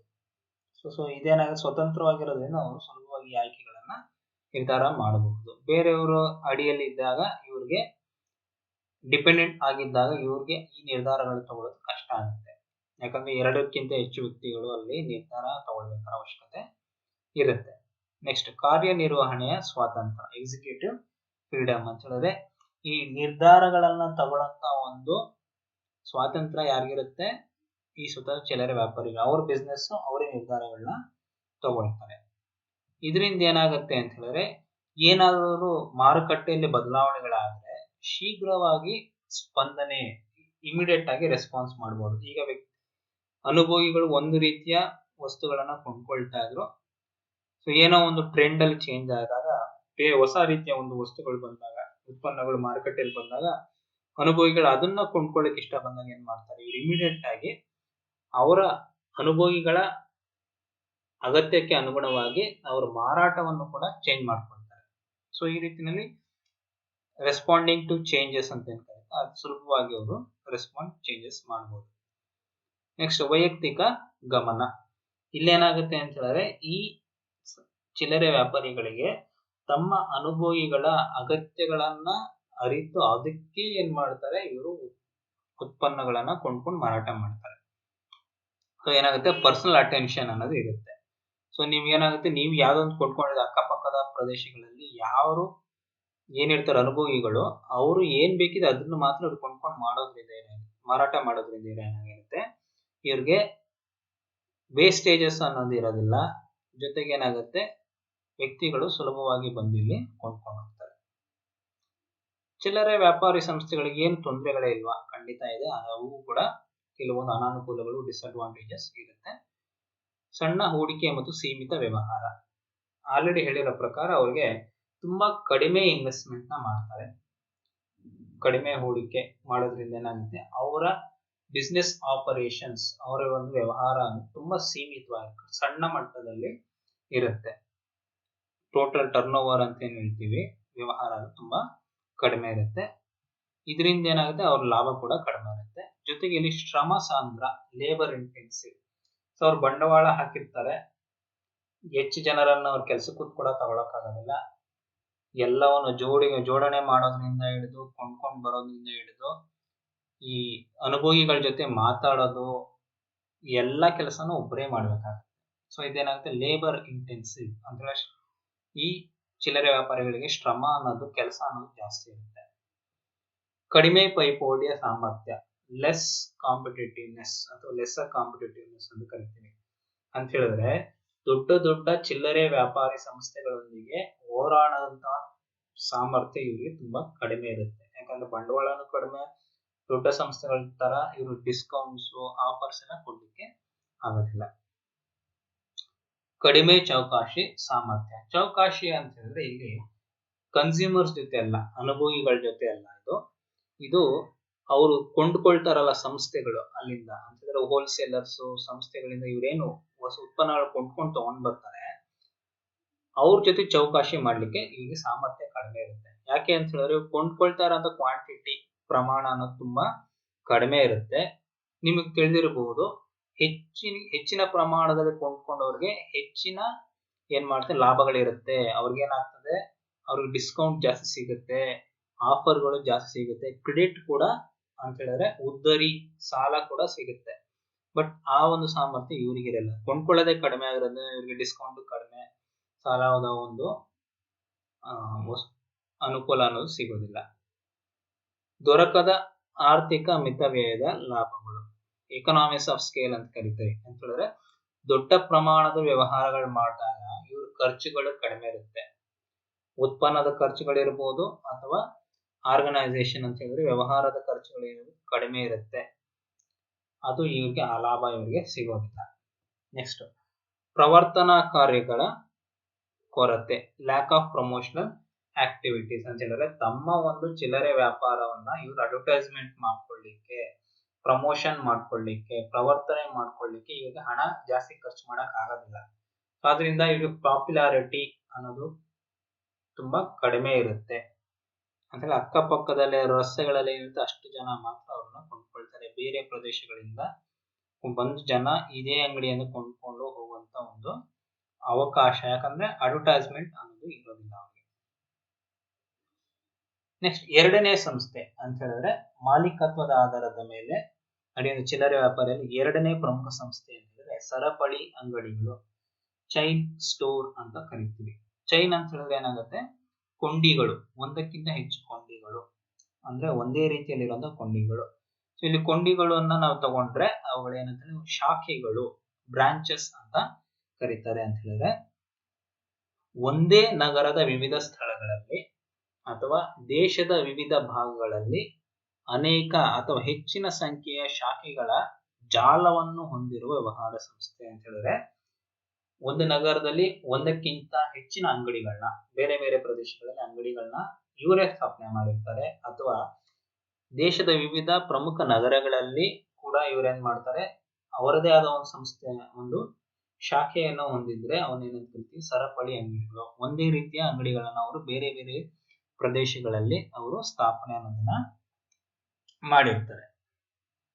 ಸೊ ಈ ಅಂಗಡಿಗಳು ಸ್ಥಳೀಯವಾಗಿರಬಹುದು, ಲೋಕಲ್ ಅಥವಾ ಪ್ರಾದೇಶಿಕವಾಗಿರುವಂತ ಹೇಳಿದ್ರೆ ಒಂದು ಪರ್ಟಿಕ್ಯುಲರ್ ರೀಜನ್ ಅಂತ ಹೇಳಿದ್ರೆ ಈಗ ಕರ್ನಾಟಕದಲ್ಲಿ ಮಾತ್ರ, ದಕ್ಷಿಣ ಭಾರತದಲ್ಲಿ ಮಾತ್ರ, ಉತ್ತರ ಭಾರತದಲ್ಲಿ ಮಾತ್ರ, ಆ ರೀತಿಯಲ್ಲಿ ಒಂದು ಪರ್ಟಿಕ್ಯುಲರ್ ರೀಜನ್ ಪ್ರಾದೇಶಿಕ ಭಾಗ ಇರಬಹುದು. ಅಥವಾ ರಾಷ್ಟ್ರೀಯ ಮಟ್ಟದಲ್ಲಿ ಅಂಗಡಿಗಳು ಇರಬಹುದು, ಅವನ ನ್ಯಾಷನಲ್ ಲೆವೆಲ್ ಶಾಪ್ಸ್ ಅಂತ ಇರಬಹುದು. ಇದನ್ನ ಇಂಗ್ಲಿಷ್ ನಲ್ಲಿ ನಾವು ಮಲ್ಟಿಪಲ್ ಶಾಪ್ಸ್ ಅಂತ ಕೂಡ ಕರೀತಾರೆ. ಅಂದ್ರೆ ಬಹುಶಾಖ ಅಂಗಡಿಗಳು ಅಂತ ಕೂಡ ನಾವು ಅವನ್ನ ಕರಿತೀವಿ. ಎಕ್ಸಾಂಪಲ್ ಕೊಡ್ಬೇಕು ಅಂತ ಹೇಳಿದ್ರೆ ಅಪೋಲೋ ಫಾರ್ಮಸಿ ನೋಡಿರ್ತೀರಾ. ನಿಮ್ಮ ಈ ಸಿಟಿ ಲೆವೆಲ್ ನಲ್ಲಿ ಈಗ ಪಾಂಡವಪುರ ಅಂತ ಇರ್ಬೋದು, ಮಂಡ್ಯ ಅಂತ ಇರ್ಬೋದು, ಮೈಸೂರಿನಲ್ಲಿ ಇರ್ಬೋದು, ನಾಗಮಂಗಲ ಅಂತ ಇರ್ಬೋದು, ಇಲ್ಲಿ ಏನಾಗ್ತದೆ ಒಂದೇ ರೀತಿಯ ಅಂಗಡಿಗಳನ್ನ ಶುರು ಮಾಡಿರ್ತಾರೆ. ಈ ಅಪೋಲೋ ಫಾರ್ಮಸಿ ಅನ್ನೋದು ಒಂದೇನಿದೆ, ಚೈನ್ ಆಫ್ ಶಾಪ್ಸ್ ಅಂತ ಇರುತ್ತೆ, ಸರಪಳಿ ಅಂಗಡಿಗಳು. ಎಲ್ಲಾ ಕಡೆ ಹೋದ್ರು ಏನಾಗುತ್ತೆ, ಇದೇ ರೀತಿಯ ವ್ಯವಹಾರಗಳನ್ನ ಅವರು ಮಾಡ್ತಾ ಇರ್ತಾರೆ. ಅದೇ ರೀತಿಯಲ್ಲಿ ಬಾಟಾ ಕೂಡ ಅಷ್ಟೇ. ಇಲ್ಲೂ ಕೂಡ ಎಲ್ಲೇ ಹೋದ್ರು ನಿಮ್ಗೆ ಒಂದೇ ರೀತಿಯ ಒಂದು ಉತ್ಪನ್ನಗಳು ನಿಮ್ಗೆ ಸಿಗುತ್ತೆ. ವ್ಯವಸ್ಥೆ ನೋಡ್ಲಿಕ್ಕೆ ಇರ್ಬೋದು, ವಸ್ತುಗಳಿರ್ಬೋದು, ಬೆಲೆ ಇರ್ಬೋದು, ಎಲ್ಲ ಕೂಡ ಒಂದೇ ರೀತಿಯಲ್ಲಿ ನಿಮಗೆ ಸಿಗುತ್ತೆ. ಮುಂದುವರೆದ ಹಾಗೆ ನೀವು ರಾಮರಾಜ್ ಗೊತ್ತಿದೆ, ಅವರು ಕೂಡ ಬೇರೆ ಬೇರೆ ಭಾಗಗಳಲ್ಲಿ ಅಂಗಡಿಗಳನ್ನ ತೆಗೆದಿರ್ತಾರೆ. ಸಿಮಿಲರ್ ಪ್ರಾಡಕ್ಟ್ಸ್ ನಿಮಗೆ ಸಿಗ್ತಾ ಇರುತ್ತೆ. ಅದೇ ರೀತಿ ರೇಮಂಡ್ ಶಾಪ್ ನೀವು ನೋಡಿರ್ಬೋದು, ಎಲ್ಲ ಒಂದೇ ರೀತಿಯ ಉತ್ಪನ್ನಗಳು ನಿಮಗೆ ಸಿಗ್ತಾ ಇರುತ್ತೆ. ಹೆಸರು ಸೇಮ್ ಇರುತ್ತೆ, ಉತ್ಪನ್ನಗಳು ಕೂಡ ಸೇಮ್ ಇರುತ್ತೆ. ಒಂದೇ ನಗರದಲ್ಲಿ ಇರಬಹುದು ಅಥವಾ ದೇಶದ ವಿವಿಧ ಪ್ರಮುಖ ನಗರಗಳಲ್ಲಿ ಅವರು ಏನ್ ಮಾಡ್ತಾರೆ, ಶಾಖೆಗಳನ್ನ ಹೊಂದಿರ್ತಾರೆ. ಸರಪಳಿ ಅಂಗಡಿಗಳ ಲಕ್ಷಣಗಳೇನು? ಕೇಂದ್ರೀಯ ಮಾಲೀಕತ್ವ, ಸೆಂಟ್ರಲ್ ಓನರ್ಶಿಪ್ ಅಂತ ಹೇಳಿದ್ರೆ ಇಲ್ಲೇನಾಗುತ್ತೆ ಅಂತ ಹೇಳಿದ್ರೆ ಒಬ್ಬ ಮುಖ್ಯ ವ್ಯಕ್ತಿ ಇರ್ತಾನೆ, ಸಂಸ್ಥೆಯನ್ನು ಯಾರು ಅಂಗಡಿಯನ್ನು ಯಾರು ಪ್ರಾರಂಭ ಮಾಡಿರ್ತಾನೆ ಅವನೇ ತನ್ನ ಮಾಲೀಕತ್ವದಲ್ಲಿ, ತನ್ನ ಓನರ್ಶಿಪ್ ನಲ್ಲಿ ಬೇರೆ ಬೇರೆ ಭಾಗಗಳಲ್ಲಿ ಅಂಗಡಿಯನ್ನ ತೆಗೆದಿರ್ತಾನೆ. ಅಂದ್ರೆ ಅವನೇ ತೆಗೆದಿರ್ತಾನೆ ಅಂಗಡಿಗಳನ್ನ. ಅಂಗಡಿ ವ್ಯವಹಾರಗಳನ್ನ ಬೇರೆಯವರು ನೋಡ್ಕೊಳ್ತಾ ಇರ್ತಾರೆ. ಸೊ ಅಂತ ಹೇಳಿ ಓನರ್ಶಿಪ್ ಏನಾಗುತ್ತೆ, ಒಬ್ಬ ವ್ಯಕ್ತಿನಲ್ಲಿ ಇರುತ್ತೆ. ಅದನ್ನ ಸೆಂಟ್ರಲೈಸ್ಡ್ ಓನರ್ಶಿಪ್ ಅಥವಾ ಸೆಂಟ್ರಲ್ ಓನರ್ಶಿಪ್ ಅಂತ ಕರಿತೀವಿ. ನೆಕ್ಸ್ಟ್ ಕೇಂದ್ರೀಕೃತ ನಿರ್ವಹಣೆ, ಸೆಂಟ್ರಲೈಸ್ಡ್ ಕಂಟ್ರೋಲ್ ಅಂಡ್ ಮ್ಯಾನೇಜ್ಮೆಂಟ್. ಈ ಸರಪಳಿ ಅಂಗಡಿಗಳು ಬೇರೆ ಬೇರೆ ಪ್ರದೇಶಗಳಲ್ಲಿ ಕೆಲಸ ಮಾಡ್ತಾ ಇದ್ರು, ಚೈನ್ ಸ್ಟೋರ್ಸ್ ಬೇರೆ ಬೇರೆ ಪ್ರದೇಶಗಳಲ್ಲಿ ಇದ್ರೂ ಅಂತಿಮವಾಗಿ ಅದರ ಒಂದು ನಿಯಂತ್ರಣ ಯಾರ ಕೈಲಿರುತ್ತೆ ಅಂತ ಹೇಳಿದ್ರೆ ಕೇಂದ್ರೀಯ ಮಾಲೀಕನ ಕೈಲೇ ಇರುತ್ತೆ. ಮಧ್ಯವರ್ತಿ ಮುಕ್ತ. ಸೊ ಇಲ್ಲೇನಾಗತ್ತೆ, ಉತ್ಪನ್ನ ಅವಂದೇ ಆಗಿರೋದ್ರಿಂದ ಅವನು ಏನ್ ಮಾಡ್ತಾ ಇದ್ದಾನೆ, ಅದನ್ನ ಮಾರಾಟ ಅನ್ನೋದನ್ನ ಮಾಡ್ತಾ ಇದ್ದಾನೆ. ತನ್ನ ಹೆಸರಿನಲ್ಲಿ ಅವನು ಬೇರೆ ಬೇರೆ ಸಂಸ್ಥೆಗಳನ್ನ ಬೇರೆ ಬೇರೆ ಭಾಗಗಳಲ್ಲಿ ಬಳಕೆ ಮಾಡಿಕೊಂಡು ಮಾರಾಟ ಅನ್ನೋದನ್ನ ಮಾಡ್ತಾ ಇದ್ದಾನೆ. ಸೊ ಏನಾಗುತ್ತೆ, ಮಧ್ಯವರ್ತಿಗಳು ಇರೋದಿಲ್ಲ. ಸೊ ಡೈರೆಕ್ಟ್ ಆಗಿ ಅವನೇ ಮಾರಾಟ ಮಾಡ್ತಾ ಇದ್ದಾನೆ ಯಾರಿಗೆ, ಕನ್ಸ್ಯೂಮರ್ಸ್ಗೆ. So no middle man. ನಂತರ ವಿಕೇಂದ್ರೀಕೃತ ವಿತರಣೆ, ಡಿಸೆಂಟ್ರಲೈಸ್ಡ್ ಡಿಸ್ಟ್ರಿಬ್ಯೂಷನ್. ತಾನೇನು ಮಾರಾಟ ಮಾಡಬೇಕು ಅನ್ನೋದಿರುತ್ತೆ ಅದನ್ನ ಅವನು ಒಂದು ಕ್ಷೇತ್ರದಲ್ಲಿ ಒಂದು ಸಂಸ್ಥೆಯಿಂದ ಕೊಂಡ್ಕೊಂಡಾಗ ಎಲ್ಲಾ ಅಂಗಡಿಗಳಿಗೂ ಎಲ್ಲಾ ಶಾಖೆಗಳಿಗೂ ತಾನೇ ಅವನು ಏನ್ ಮಾಡ್ತಾನೆ, ಡಿಸ್ಟ್ರಿಬ್ಯೂಷನ್ ಅಥವಾ ವಿತರಣೆಯನ್ನು ಮಾಡ್ತಿದ್ದಾನೆ. ಫಾರ್ ಎಕ್ಸಾಂಪಲ್ ಈಗ ರಾಮರಾಜ್ ಅಂತ ನೀವು ಎಕ್ಸಾಂಪಲ್ ನೋಡಿದ್ರೆ ಅದಕ್ಕೆ ಬೇಕಾಗಿರುವಂತಹ ಏನಿದೆ ವಸ್ತುಗಳನ್ನ ಉತ್ಪಾದನೆ ಮಾಡಿದ್ಮೇಲೆ ಅವರೇ ಡೈರೆಕ್ಟ್ ಆಗಿ ಡಿಸ್ಟ್ರಿಬ್ಯೂಟ್ ಮಾಡಬಹುದು. ಅಥವಾ ನೀವು ಅಪೋಲೋ ಫಾರ್ಮಸಿ ಅಂತ ನೋಡಿದ್ರೆ ಮೆಡಿಕಲ್ ಶಾಪ್, ಈ ಅಪೋಲೋ ಫಾರ್ಮಸಿಗೆ ಏನಾಗಿರುತ್ತೆ ಅಂತಂದ್ರೆ ನ್ಯಾಷನಲ್ ಲೆವೆಲ್ ಅಥವಾ ಸ್ಟೇಟ್ ಲೆವೆಲ್ ನಲ್ಲಿ ಒಂದು ಸ್ಥಳವನ್ನ ಗುರುತು ಮಾಡ್ಕೊಂಡಿರ್ತಾರೆ. ಎಲ್ಲಾ ಬ್ರಾಂಚಸ್ಗೆ ಏನ್ ಅವಶ್ಯಕತೆ ಇರುತ್ತೆ ಮೆಡಿಸಿನ್, ಅವ್ರು ಕೊಟೇಶನ್ ಅವ್ರು ಕಳಿಸ್ತಾರೆ, ನಮ್ಗೆ ಈ ತರ ಬೇಕು ಮೆಡಿಸಿನ್ಸ್ ಅಂತ ಹೇಳಿದಾಗ ಎಲ್ಲವನ್ನು ಆ ಒಂದು ನಿರ್ದಿಷ್ಟ ಸ್ಥಳದಲ್ಲಿ ಕೊಂಡುಕೊಂಡು ಅವ್ರೇನ್ ಮಾಡ್ತಾರೆ, ಬೇರೆ ಪ್ರದೇಶಗಳಿಗೆ ವಿತರಣೆ ಅನ್ನೋದನ್ನ ಮಾಡ್ತಾರೆ. ಸೊ ಡಿಸೆಂಟ್ರಲೈಸ್ಡ್ ಡಿಸ್ಟ್ರಿಬ್ಯೂಷನ್ ಅಂತ ಕರೀತಾರೆ. ನಂತರ ಜನವಸತಿ ಪ್ರದೇಶಗಳಲ್ಲಿ ವ್ಯವಹಾರ. ಸಾಮಾನ್ಯವಾಗಿ ಈ ಅಂಗಡಿಗಳು ರೆಸಿಡೆನ್ಷಿಯಲ್ ಏರಿಯಾಸ್ ಅಂದ್ರೆ ಜನರು ಜಾಸ್ತಿ ವಸತಿ ಪ್ರದೇಶಗಳಲ್ಲಿ ಎಲ್ಲಿ ಏನಿರುತ್ತೆ ಅಲ್ಲಿ ಜಾಸ್ತಿ ಈ ಅಂಗಡಿಗಳನ್ನ ತೆರೀತಾರೆ. ಕೆಲವೇ ನಮೂನೆಯ ಸರಕುಗಳು. ಸೊ ಇಲ್ಲೇನಾಗುತ್ತೆ, ಕೆಲವು ವೆರೈಟಿ ಅಥವಾ ವಿಶೇಷವುಳ್ಳ ಉತ್ಪನ್ನಗಳನ್ನ ಅವರು ಮಾರಾಟ ಅನ್ನೋದನ್ನ ಮಾಡ್ತಾ ಇರ್ತಾರೆ. ಜಾಸ್ತಿ ವೆರೈಟಿ. ಈಗ ರಾಮರಾಜ್ಗೆ ಅಂತ ಹೋದ್ರೆ ನಿಮ್ಗೆ ಏನ್ ಮ್ಯಾಕ್ಸಿಮಮ್ ಅಂದ್ರೆ ಏನ್ ಸಿಗುತ್ತೆ, ಪಂಚಶಲ್ಯ ಶರ್ಟ್ಗಳು. ಸೊ ಈ ರೀತಿನಲ್ಲಿ ಆ ಒಂದು ಲಿಮಿಟೆಡ್ ವೆರೈಟಿ ಆಫ್ ಗೂಡ್ಸ್ ಅನ್ನ ಅವರು ಮಾರಾಟ ಅನ್ನೋದನ್ನ ಮಾಡ್ತಾರೆ. ನೆಕ್ಸ್ಟ್ ಲಕ್ಷಣಗಳು ಏನಿರುತ್ತೆ ಕಂಟಿನ್ಯೂ ಆದಾಗ, ಮುದ್ರೆ ಹೊಂದಿದ ಶಿಷ್ಟೀಕೃತ ತಯಾರಕರಿಂದ ನೇರ ಖರೀದಿ ಅಂತ ಹೇಳಿದ್ರೆ ಆಲ್ರೆಡಿ ಹೇಳಿರೋ ಪ್ರಕಾರ ಡಿಸ್ಟ್ರಿಬ್ಯೂಷನ್ ಬಗ್ಗೆ ಹೇಳಿದ್ವಿ. ಇವ್ರೇನ್ ಮಾಡ್ತಾರೆ, ಎಲ್ಲರ ಹತ್ರ ಕೊಂಡ್ಕೊಳ್ಳೋದಿಲ್ಲ ವಸ್ತುಗಳನ್ನ, ಉತ್ಪನ್ನಗಳನ್ನ ಬ್ರಾಂಡೆಡ್ ಕಂಪ್ನೀಸ್ ಇಂದ ಸ್ಟ್ಯಾಂಡರ್ಡೈಸ್ಡ್ ಅಂತ ಹೇಳಿದ್ರೆ ಗುಣಮಟ್ಟ ಒಂದು ಗ್ಯಾರಂಟಿ ಇರೋ ಶಿಷ್ಟೀಕೃತ ತಯಾರಕರಿಂದ ಏನ್ ಮಾಡ್ತಾರೆ, ಕೊಂಡ್ಕೊಂಡು ಇವರು ಅದನ್ನ ಡಿಸ್ಟ್ರಿಬ್ಯೂಷನ್ ಅದನ್ನ ಮಾಡ್ತಾರೆ. ಸ್ವಂತ ಗೋದಾಮುಗಳ ಲಭ್ಯತೆ. ಸೊ ಇವ್ರೇನ್ ಮಾಡ್ತಾರೆ, ಲಾರ್ಜ್ ಸ್ಕೇಲ್ ಆಪರೇಷನ್ ಬೇರೆ ಬೇರೆ ಭಾಗಗಳಲ್ಲಿ ಇವರು ಮಾರಾಟ ಮಾಡೋದ್ರಿಂದ, ಒಂದೇ ಕಡೆ ಕೊಂಡುಕೊಳ್ಳೋದ್ರಿಂದ ತಮ್ಮದೇ ಆದ ಗೋದಾಮುಗಳನ್ನು ಅಥವಾ ವೇರ್ ಹೌಸಸ್ ಅನ್ನ ಅವರು ಹೊಂದಿರ್ತಾರೆ. ದಿನಬಳಕೆ ಮತ್ತು ಅಧಿಕ ಮಾರಾಟದ ಸರಕುಗಳು. ಸಾಮಾನ್ಯವಾಗಿ ಇವುಗಳು ಯಾವ ಒಂದು ಉತ್ಪನ್ನಗಳನ್ನ ಬಳಕೆ ಮಾಡ್ತಾರೆ ಅಂತ ಹೇಳಿದ್ರೆ, ಮಾರಾಟ ಮಾಡ್ತಾರೆ ಅಂತ ಹೇಳಿದ್ರೆ ಡೈಲಿ ನೀಡ್ಸ್ ಅಂದ್ರೆ ದಿನಬಳಕೆ ವಸ್ತುಗಳಿರ್ಬೋದು ಅಥವಾ ಅಧಿಕ ಮಾರಾಟದ ಸರಕುಗಳು. ತುಂಬಾ ಸ್ಪೀಡ್ ಆಗಿ ಸುಲಭವಾಗಿ ಮಾರಾಟ ಆಗುವಂತ ವಸ್ತುಗಳನ್ನು ಮಾತ್ರ ತಗೋತಾರೆ. ಸರಪಳಿ ಅಂಗಡಿಗಳಲ್ಲಿ ನೀವು ಮೋರ್ ಅನ್ನೋದು ನೀವು ಬೇಕಾದ್ರೆ ಎಕ್ಸಾಂಪಲ್ ನ ತಗೊಳ್ಬಹುದು. ಇಲ್ಲೇನಾಗುತ್ತೆ, ಅಂಗಡಿ ವಿನ್ಯಾಸ ಮತ್ತು ನಿರ್ವಹಣೆಯಲ್ಲಿ ಏಕರೂಪತೆ. ಸೊ ನೀವು ಈ ಒಂದು ಅಂಗಡಿಗಳನ್ನ ಯಾವುದೇ ಒಂದು ಪ್ರದೇಶದಲ್ಲಿ ಹೋಗಿ ನೋಡಿದ್ರು ಒಂದೇ ರೀತಿಯಲ್ಲಿ ಕಟ್ಟಿರ್ತಾರೆ. ಸೊ ಈಗ ನೀವು ಎಕ್ಸಾಂಪಲ್ ನೀವೇನ್ ನೋಡಿದ್ರಲ್ಲ, ಇದನ್ನ ಅಪೋಲೋ ಫಾರ್ಮಸಿ ಎಲ್ಲೇ ಹೋದ್ರು ಅವರ ಒಂದು ಬಣ್ಣಗಳಿರ್ಬೋದು, ಆ ಒಂದು ಮೆಡಿಸಿನ್ ಕ್ವಾಲಿಟಿ ಬ್ರ್ಯಾಂಡ್ಸ್ ಇರ್ಬೋದು, ಅಂಗಡಿ ಶಾಪ್ ಡಿಸೈನ್ಸ್ ಇರ್ಬೋದು, ಯೂನಿಫಾರ್ಮ್ಸ್ ಇರ್ಬೋದು, ಟ್ರೈನಿಂಗ್ ಇರ್ಬೋದು, ಸಾಫ್ಟ್ವೇರ್ ಇರ್ಬೋದು, ಎಲ್ಲ ಕೂಡ ಒಂದೇ ರೀತಿಯಲ್ಲಿ. ಅದೇ ರೀತಿ ಬಾಟಲ್ ಅಲ್ಲಿ ಹೋದ್ರೆ ಅಷ್ಟೇ ಅಂಗಡಿಗಳು ಒಂದೇ ರೀತಿಯಲ್ಲಿ ಇರುತ್ತೆ. ಆರ್ಗನೈಸೇಷನ್, ಪ್ರಾಡಕ್ಟ್ಸ್, ಕಲರ್ಸ್, ಸೊ ಉತ್ಪನ್ನಗಳಿರ್ಬೋದು, ಕ್ವಾಲಿಟಿ ಎಲ್ಲದೂ ಕೂಡ ಏನಾಗುತ್ತೆ ಒಂದೇ ರೀತಿಯಲ್ಲಿ ನಿಮಗೆ ಸಿಗುತ್ತೆ. ಮ್ಯಾನೇಜ್ಮೆಂಟ್ ಕೂಡ ಒಂದೇ ರೀತಿಯಲ್ಲಿ ಅವರು ಮಾಡ್ತಾರೆ. ಅನುಕೂಲಗಳೇನು, ಸರಪಳಿ ಅಂಗಡಿಗಳಿಂದ ಅನುಕೂಲಗಳೇನು? ಸೊ ಇಲ್ಲಿ ಕಡಿಮೆ ದರ ಮತ್ತು ಕಡಿಮೆ ನಿರ್ವಹಣೆ ವೆಚ್ಚ ಅಂತ ಹೇಳಿದ್ರೆ, ಇವರು ಲಾರ್ಜ್ ಸ್ಕೇಲ್ ಅಲ್ಲಿ ಕೊಂಡ್ಕೊಳ್ಳೋದ್ರಿಂದ ಬೆಲೆ ಕಡಿಮೆ ಸಿಗುತ್ತೆ ಅವ್ರಿಗೆ. ಆ ಬೆಲೆಯನ್ನ ಇವರು ಕೂಡ ಒದಗಿಸ್ಕೊಡ್ತಾರೆ ಅನುಭವಿಗಳಿಗೆ. ಮ್ಯಾನೇಜ್ಮೆಂಟ್ ಕಾಸ್ಟ್, ಯಾಕಂದ್ರೆ ಸೆಂಟ್ರಲೈಸ್ಡ್ ಮ್ಯಾನೇಜ್ಮೆಂಟ್ ಆಗಿರೋದ್ರಿಂದ ಏನಾಗುತ್ತೆ, ಜಾಸ್ತಿ ಜನ ಮ್ಯಾನೇಜರ್ಸ್ ಇರೋದ್ರಿಂದ ಸ್ವಲ್ಪ ಅವ್ರೇನ್ ಮ್ಯಾನೇಜ್ಮೆಂಟ್ ಖರ್ಚುಗಳು ಕೂಡ ಕಡಿಮೆ ಅನ್ನೋದು ಇರುತ್ತೆ. ನಂತರ ಏಕರೂಪದ ಬೆಲೆ. ಸೊ ನೀವು ಯಾವುದೇ ಈ ಸರಪಳಿ ಅಂಗಡಿಗಳು, ಚೈನ್ ಸ್ಟೋರ್ಸ್ ಅಂತ ಹೋದ್ರೆ, ಎಲ್ಲೇ ಹೋದ್ರೂ ಒಂದು ಪ್ರಾಡಕ್ಟ್ ಅಂತ ಹೇಳಿದ್ರೆ ಅದ್ರ ಬೆಲೆ ಫಿಕ್ಸ್ ಆಗಿರುತ್ತೆ. ಬೇರೆ ಬೇರೆ ಅಂಗಡಿಗಳಲ್ಲಿ ಅದೇ ಉತ್ಪನ್ನಕ್ಕೆ ಬೇರೆ ಬೇರೆ ಬೆಲೆ ಅನ್ನೋದು ನಿಮಗೆ ಇರೋದಿಲ್ಲ. ಸೀಮಿತ ಬಗೆಯ ಉತ್ಪನ್ನಗಳು, ಆಲ್ರೆಡಿ ಹೇಳಿರೋ ಪ್ರಕಾರ ಇವರು ಡೀಲ್ ಮಾಡುವಂತ ವೆರೈಟಿ ತುಂಬಾ ಕಡಿಮೆ ಇರುತ್ತೆ. ಟೋಟಲ್ ವೆರೈಟಿ ಚಾಯ್ಸಸ್ ಇರ್ಬೋದು, ಆಯ್ಕೆಗಳು ಅಥವಾ ಉತ್ಪನ್ನಗಳೇ ಇರ್ಬೋದು, ತುಂಬಾ ಏನಾಗುತ್ತೆ ಕಡಿಮೆ ಅನ್ನೋದು ಇರುತ್ತೆ. ನಂತರ ಅಧಿಕ ಮಾರಾಟ, ಲಾರ್ಜ್ ಸ್ಕೇಲ್ ಆಪರೇಷನ್ಸ್ ಅಥವಾ ಲಾರ್ಜ್ ಸೇಲ್ ಕ್ವಾಂಟಿಟೀಸ್. ಇವ್ರೇನ್ ಮಾರಾಟ ಮಾಡ್ತಾರೆ ಅದರ ಒಂದು ಪ್ರಮಾಣ ಅನ್ನೋದು ತುಂಬಾ ಜಾಸ್ತಿ ಇರುತ್ತೆ. ಯಾಕಂದ್ರೆ ಬೇರೆ ಬೇರೆ ಪ್ರದೇಶಗಳಲ್ಲಿ ಇವರು ಉತ್ಪಾದನೆಯನ್ನು ಮಾಡ್ತಿರ್ತಾರೆ. ದರ ಕಡಿಮೆ ಇರುತ್ತೆ, ಜೊತೆಗೆ ಅದರ ಒಂದು ಗುಣಮಟ್ಟ ಚೆನ್ನಾಗಿರುತ್ತೆ. ಇಲ್ಲಿ ವಸೂಲಾಗದ ಸಾಲಗಳು ಇರುವುದಿಲ್ಲ, ನೋ ಬ್ಯಾಡ್ ಡೆಟ್ಸ್ ಅಂತ ಹೇಳಿದ್ರೆ, ಇವರು ಸಾಮಾನ್ಯವಾಗಿ ಕ್ಯಾಶ್ ಅಂಡ್ ಕ್ಯಾರಿ ಬೇಸಿಸ್ ಮೇಲೆ ಮಾರಾಟ ಮಾಡೋದ್ರಿಂದ ಸಾಲಗಳನ್ನ ಕ್ರೆಡಿಟ್ ಅನ್ನೋದು ಕೊಡೋದಿಲ್ಲ. ಕ್ರೆಡಿಟ್ ಇಲ್ಲ ಅಂತ ಹೇಳಿದ್ಮೇಲೆ ಅವ್ರಿಗೆ ಬ್ಯಾಡ್ ಡೆಟ್ಸ್ ಅನ್ನೋದು ಕೂಡ ಅವ್ರಿಗೆ ಬರೋದಿಲ್ಲ. ನಂತರ ಸರಕುಗಳ ವರ್ಗಾವಣೆ, ಟ್ರಾನ್ಸ್ಫರ್ ಆಫ್ ಪ್ರಾಡಕ್ಟ್ಸ್. ಇಲ್ಲೇನಾಗುತ್ತೆ ಅಂತ ಹೇಳಿದ್ರೆ, ಇವ್ರಿಗೆ ಹಲವಾರು ಶಾಖೆಗಳಿರುತ್ತೆ, ಡಿಫರೆಂಟ್ ಬ್ರಾಂಚಸ್ ಇರುತ್ತೆ. ಸೊ ಕೆಲವು ಬ್ರಾಂಚಸ್ ನಲ್ಲಿ ಕೆಲವೊಂದು ಉತ್ಪನ್ನಗಳು ಕಡಿಮೆ ಪ್ರಮಾಣದಲ್ಲಿ ಮಾರಾಟ ಆಗ್ತಿರ್ಬೋದು, ಬಟ್ ಸ್ಟಾಕ್ ಇರುತ್ತೆ.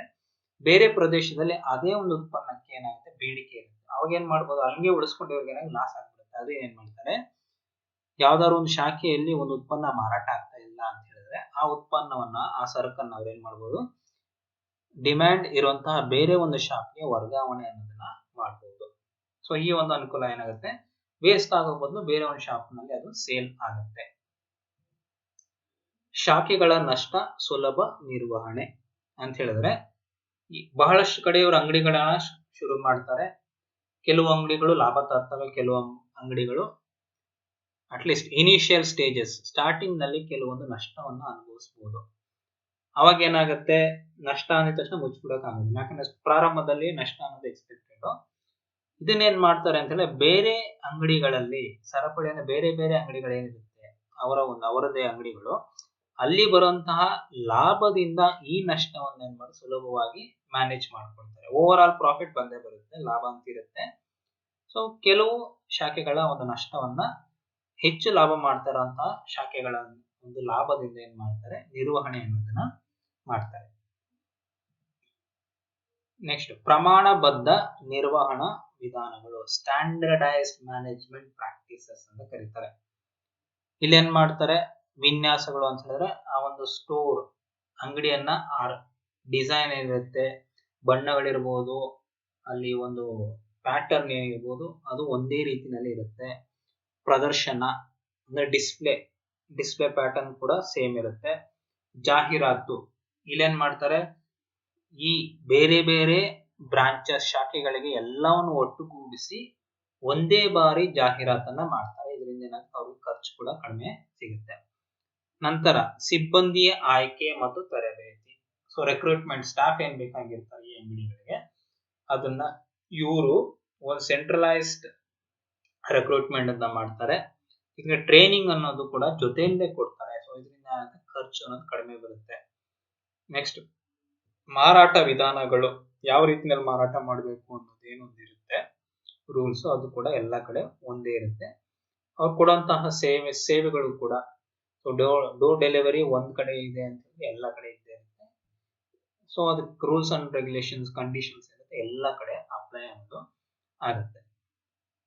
ಸೊ ಏನಂದ್ರೆ ನಿರ್ವಹಣಾ ವಿಧಾನಗಳು ಎಲ್ಲ ಕಡೆನೂ ಸೇಮ್ ಇರುತ್ತೆ, ಸ್ಟ್ಯಾಂಡರ್ಡೈಸ್ ಆಗಿ. ಸರಪಳಿ ಅಂಗಡಿಗಳಲ್ಲಿ ಏನು ಅನಾನುಕೂಲಗಳಿರುತ್ತೆ? ಮೊದಲನೇದು, ವೈಯಕ್ತಿಕ ಬೇಡಿಕೆಗಳಿಗೆ ಸ್ಪಂದನೆ ಇರಲ್ಲ.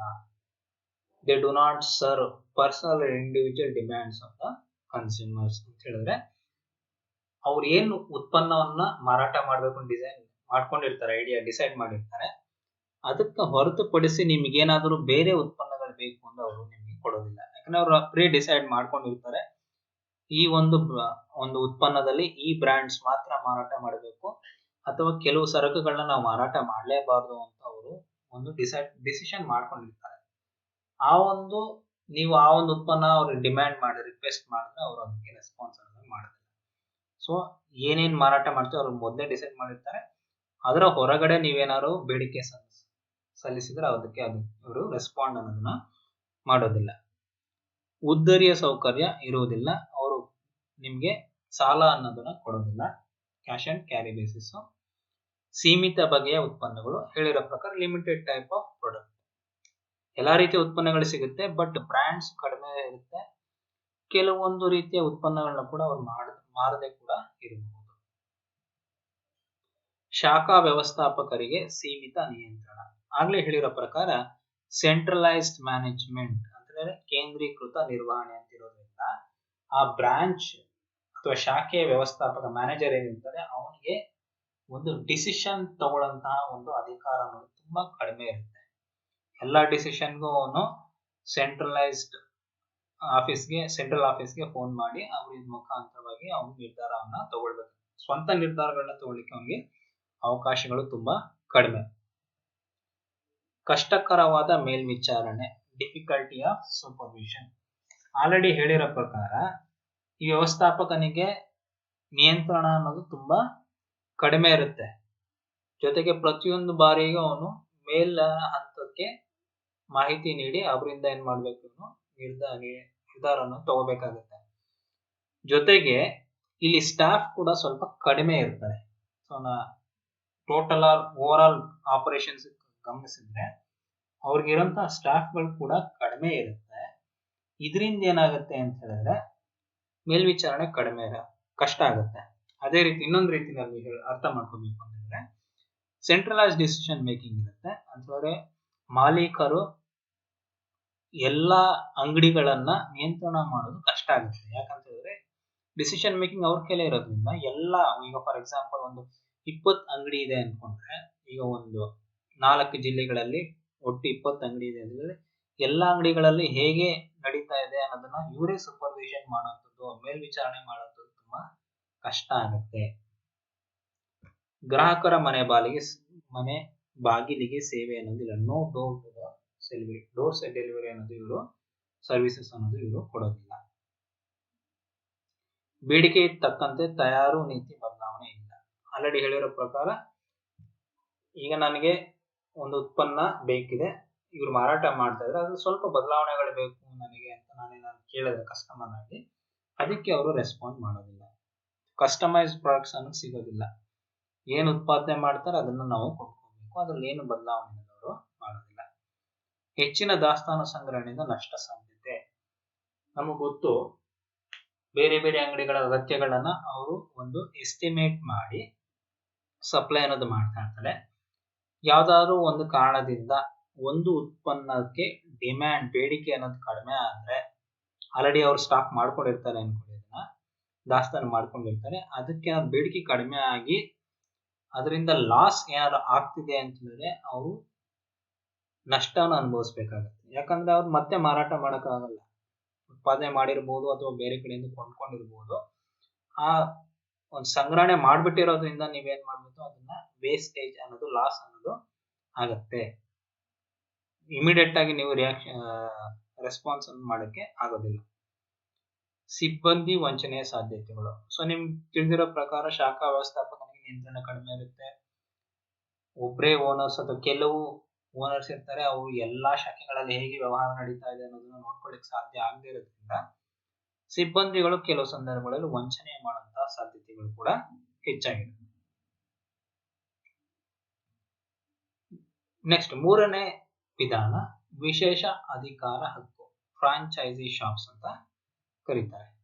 ಇಲ್ಲಿ ಒಂದು ನಿರ್ದಿಷ್ಟ ವ್ಯಕ್ತಿ ಅಥವಾ ಸಂಸ್ಥೆಯ ಮುದ್ರೆ, ಸರಕು ಅಥವಾ ಸೇವೆಯನ್ನು ಒಂದು ನಿರ್ದಿಷ್ಟ ಅವಧಿಯವರೆಗೆ ನಿಗದಿಪಡಿಸಿದ ಭೌಗೋಳಿಕ ಪ್ರದೇಶದಲ್ಲಿ ಮತ್ತು ನಿರ್ದಿಷ್ಟ ರೀತಿಯಲ್ಲಿ ಮಾರಾಟ ಮಾಡಲು ಪಡೆದಿರುವ ಹಕ್ಕನ್ನು ವಿಶೇಷ ಅಧಿಕಾರದ ಹಕ್ಕು ಎಂದು ಕರೆಯಲಾಗುತ್ತದೆ ಅಂತ ಹೇಳಿದ್ರೆ, ಈಗ ಯಾವ್ದಾದ್ರು ವ್ಯಕ್ತಿ ಅಥವಾ ಒಂದು ಸಂಸ್ಥೆ ಒಂದು ಉತ್ಪನ್ನ ಅಥವಾ ಸೇವೆಯನ್ನ ಮಾರುಕಟ್ಟೆಯಲ್ಲಿ ಪರಿಚಯ ಮಾಡಿ ಒಳ್ಳೆಯ ಹೆಸರನ್ನ ಗಳಿಸ್ಕೊಂಡಿದ್ದಾಗ ಆ ಒಂದು ಒಳ್ಳೆಯ ಹೆಸರಲ್ಲ ನಾವು ಪಾಲುದಾರರಾಗೋಣ, ಅವ್ರ ಜೊತೆ ನಾವು ಬಿಸ್ನೆಸ್ ಮಾಡೋಣ ಅಂತ ನಮ್ಗೇನಾದ್ರು ಒಂದು ಉಪಾಯ ಅಂತಿದ್ರೆ ಅವರ ಜೊತೆಗೆ ಒಂದು ಒಪ್ಪಂದ ಮಾಡಿಕೊಂಡು ಅವರು ಉತ್ಪಾದನೆ ಮಾಡ್ತಾ ಇರೋ ಉತ್ಪನ್ನನೇ ನಾವು ಮಾರಾಟ ಮಾಡಬಹುದು, ಅಥವಾ ಅವರು ಉತ್ಪಾದನೆ ಮಾಡೋಂಥ ವಸ್ತುವನ್ನ ಹೇಗೆ ಉತ್ಪಾದನೆ ಮಾಡೋದು ಅಂತ ಅವರಿಂದ ತಿಳ್ಕೊಂಡು ಆ ಉತ್ಪನ್ನವನ್ನು ನಾವೇ ಉತ್ಪನ್ನ ಮಾಡಿ ಅವರ ಹೆಸರಿನಲ್ಲೇ ಮಾರಾಟ ಮಾಡುವಂತಹ ಒಂದು ಅಗ್ರಿಮೆಂಟ್ ಒಪ್ಪಂದವನ್ನು ನಾವೇನಂತ ಕರಿತೀವಿ, ವಿಶೇಷ ಅಧಿಕಾರ ಹಕ್ಕು ಅಂತ ಕರಿತೀವಿ. ಸೊ ಇಲ್ಲಿ ಏನ್ ಮಾಡ್ತೀವಿ, ಅವರೇ ಉತ್ಪಾದನೆ ಮಾಡಬಹುದು ಅಥವಾ ಅವ್ರ ಬದಲಿಗೆ ನಾವು ಉತ್ಪಾದನೆ ಮಾಡಬಹುದು. ಉತ್ಪಾದನೆ ಮಾಡಿದ್ಮೇಲೆ ಅದನ್ನ ಎಲ್ಲಿ ಮಾರಾಟ ಮಾಡಬೇಕು, ಜೊತೆಗೆ ಯಾವ ರೀತಿನಲ್ಲಿ ಮಾರಾಟ ಮಾಡಬೇಕು, ಎಷ್ಟು ಸಮಯದವರೆಗೆ ನಾವು ಮಾರಾಟವನ್ನು ಮಾಡಬಹುದು ಅಂತ ನಾವೇನ್ ಮಾಡ್ತೀವಿ, ಅವರ ಜೊತೆಗೆ ಒಂದು ಅಗ್ರಿಮೆಂಟ್ ಮಾಡ್ಕೊಳ್ಳೋದನ್ನ ವಿಶೇಷ ಅಧಿಕಾರ ಹಕ್ಕು ಅಂತ ಕರಿತೀವಿ. ಈ ರೀತಿ ಒಪ್ಪಂದಗಳಲ್ಲಿ ಅಧಿಕಾರ ನೀಡಿದ ವ್ಯಕ್ತಿಯನ್ನ ಏನು ಅವರ ಬದಲಿಗೆ ನಾವು ಉತ್ಪಾದನೆ ಮಾಡಬಹುದು ಅಥವಾ ಮಾರಾಟ ಮಾಡಬಹುದು ಅಂತ ನಾವೇನಾದ್ರೂ ಅವರ ಅಧಿಕಾರ ಏನ್ ನೀಡ್ತಾರಲ್ಲ ಅವ್ರನ್ನ ಫ್ರಾಂಚೈಸರ್ ಅಂತ ಕರಿತೀವಿ. ಆ ಅಧಿಕಾರ ನಾವು ಪಡ್ಕೊಂಡಾಗ ನಮ್ಮನ್ನ ಫ್ರಾಂಚೈಸಿ ಅಂತ ಕರಿತೀವಿ. ಅವನು ಸುಮ್ನೆ ಕೊಡೋದಿಲ್ಲ, ಈ ಅಧಿಕಾರ ಅವನು ಸುಮ್ನೆ ಕೊಡೋದಿಲ್ಲ, ಅವನ ಒಂದು ಒಳ್ಳೆಯ ಹೆಸರು, ಅವನ ಒಂದು ರೆಪ್ಯುಟೇಷನ್ ಅವ್ನು ನಮ್ಗೆ ಫ್ರೀಯಾಗಿ ಕೊಡೋದಿಲ್ಲ. ಬದಲಾಗಿ ಅವನೇನ್ ಮಾಡ್ತಾನೆ, ನಮ್ಮಿಂದ ಸ್ವಲ್ಪ ಹಣ ಎಕ್ಸ್ಪೆಕ್ಟ್ ಮಾಡ್ತಾನೆ. ಆ ಒಂದು ಪ್ರತಿಫಲವನ್ನೇ ನಾವೇನಂತ ಕರಿತೀವಿ, ರಾಜಧನ, ರಾಯಲ್ಟಿ ಅಂತ ಕರಿತೀವಿ. ಸುಲಭವಾಗಿ ಅರ್ಥ ಮಾಡ್ಕೋಬಹುದು ಅಂತಂದ್ರೆ ಈ ಎಕ್ಸಾಂಪಲ್ಗಳನ್ನ ಗಮನಿಸಿ. McDonald's, cafe coffee day, Prestige, Himalaya. ಈ ಎಕ್ಸಾಂಪಲ್ ತಗೊಳ್ಳೋಣ. ಮೆಕ್ಡೊನಾಲ್ಡ್ಸ್ ಏನಾಗುತ್ತೆ ಅಂತಂದ್ರೆ ಅವ್ರು ನಿಮ್ಗೆ ಗೊತ್ತು, ಅಲ್ಲಿ ತಿಂಡಿ ತಿನಿಸುಗಳನ್ನ ಮಾರಾಟ ಮಾಡ್ತಾರೆ.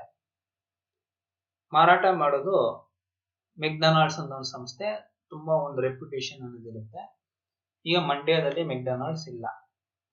ಈಗ ಮಂಡ್ಯದಲ್ಲಿ ಮೆಕ್ಡೊನಾಲ್ಡ್ಸ್ ಇಲ್ಲದೆ ಇರೋದ್ರಿಂದ ನಾನೇನ್ ಅನ್ಕೊಳ್ತೀನಿ, ಮಂಡ್ಯದಲ್ಲಿ ಸಿಟಿನಲ್ಲಿ ಜನರಿಗೆ ಆದಾಯ ಚೆನ್ನಾಗಿದೆ, ಲೈಫ್ ಸ್ಟೈಲ್ ಚೆನ್ನಾಗಿದೆ, ನಾನು ಈ ಅಂಗಡಿಯನ್ನ ಇಲ್ಲಿ ಶುರು ಮಾಡಿದ್ರೆ ನನಗೆ ಲಾಭವಾಗಬಹುದು. ಮೆಕ್ಡೊನಾಲ್ಡ್ಸ್ ನಂದಲ್ಲ, ಬಟ್ ಮೆಕ್ಡೊನಾಲ್ಡ್ ಜೊತೆಗೆ ನಾನು ಒಂದು ಒಪ್ಪಂದ ಮಾಡಿಕೊಂಡು ಒಂದು ಅಂಗಡಿಯನ್ನು ಇಲ್ಲಿ ಓಪನ್ ಮಾಡಿ ಅವರ ಹೆಸರಿನಲ್ಲೇ ನಾನು ಉತ್ಪಾದನೆ ಮಾಡಿ ಮಾರಾಟ ಮಾಡಿ ನಾನು ಇಲ್ಲೇನ್ ಮಾಡ್ತೀನಿ, ಲಾಭವನ್ನ ಮಾಡೋದನ್ನ ಏನ್ ಕರಿತೀವಿ, ಫ್ರಾಂಚೈಸಿ ಅಗ್ರಿಮೆಂಟ್ ಅಂತ ಕರಿತೀವಿ. ಅವ್ರ ಬದಲಿಗೆ ಅವ್ರ ಹೆಸರನ್ನೇ ಬಳಸ್ಕೊಂಡು ನಾನು ಇಲ್ಲಿ ಉತ್ಪನ್ನಗಳನ್ನ ಉತ್ಪಾದನೆ ಮಾಡಿ ಅಥವಾ ಅವರು ಉತ್ಪಾದನೆ ಮಾಡಿರೋದನ್ನ ನಾನು ಇಲ್ಲಿ ಬಳಕೆ ಮಾರಾಟ ಮಾಡಿ ತಗೊಳ್ತೀನಿ.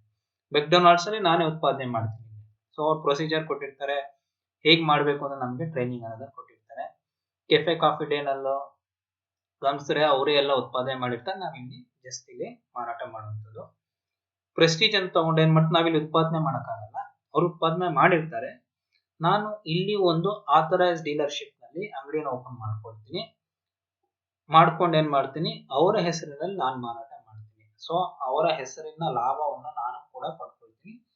ಇದು ಫ್ರೀ ಆಗಿರೋದಿಲ್ಲ, ಅವ್ರ ಹೆಸರನ್ನ ನಾನು ಬಳಕೆ ಮಾಡ್ತಾ ಇರೋದ್ರಿಂದ ನನಗೆ ಲಾಭ ಆ ಹೆಸರಿನಿಂದ ಬರೋದ್ರಿಂದ ನಾನು ಅವ್ರಿಗೆ ಒಂದು ವಂತಿಕೆ ಅನ್ನೋದನ್ನ ಪೇಮೆಂಟ್ ಮಾಡ್ತೀನಿ. ಒಂದು ರಾಯಲ್ಟಿ ಅಂತ ಕರಿತೀವಿ, ರಾಜಧನ ಅಂತ ಕರಿತೀವಿ, ಅದನ್ನ ನಾವು ಪೇಮೆಂಟ್ ಅನ್ನೋದನ್ನ ಮಾಡ್ತೀವಿ.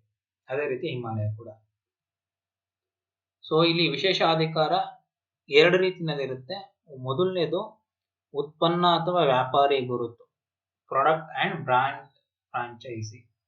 ಇಲ್ಲೇನ್ ಮಾಡ್ತೀವಿ, ನಾವು ಸಂಸ್ಥೆಯ ಉತ್ಪನ್ನವನ್ನ ಬಳಕೆ ಮಾಡ್ಕೊಳ್ತೀವಿ, ಮತ್ತೆ ಅವರ ಬ್ರ್ಯಾಂಡ್ ನೇಮ್, ಅವರ ಒಂದು ಹೆಸರನ್ನ ಬಳಕೆ ಮಾಡ್ಕೊಂಡು ನಾನು ಮಾಡ್ತೀನಿ. ಈಗ ಪ್ರೀವಿಯಸ್ ಎಕ್ಸಾಂಪಲ್ ತಗೊಂಡ್ರೆ ಹಿಮಾಲಯ ತಗೊಂಡ್ರೆ ನಾವು ಅವ್ರ ಹೆಸರನ್ನ ಬಳಕೆ ಮಾಡ್ತೀನಿ, ನಾನಿಲ್ಲಿ ಉತ್ಪಾದನೆ ಮಾಡಲ್ಲ, ಏನಿಲ್ಲ, ಅವ್ರ ಹೆಸರನ್ನ ತಗೊಳ್ತೀನಿ, ಅವ್ರ ಉತ್ಪನ್ನಗಳನ್ನ ತಗೊಳ್ತೀನಿ, ನಾನು ಜಸ್ಟ್ ಮಾರಾಟ ಮಾಡ್ತೀನಿ. ಸೊ ಅವ್ರ ನಾನೇನ್ ಮಾಡ್ತೀನಿ, ಅವರ ಹೆಸರು ಮತ್ತೆ ಬ್ರ್ಯಾಂಡ್, ಉತ್ಪನ್ನ ಮತ್ತೆ ಬ್ರ್ಯಾಂಡ್ ಅನ್ನ ನಾನಿಲ್ಲಿ ಬಳಕೆ ಮಾಡ್ಕೊಳ್ತೀನಿ. ಎರಡನೇದು ವ್ಯವಹಾರ ಸ್ವರೂಪ ಮತ್ತು ವಿಶೇಷ ಅಧಿಕಾರ.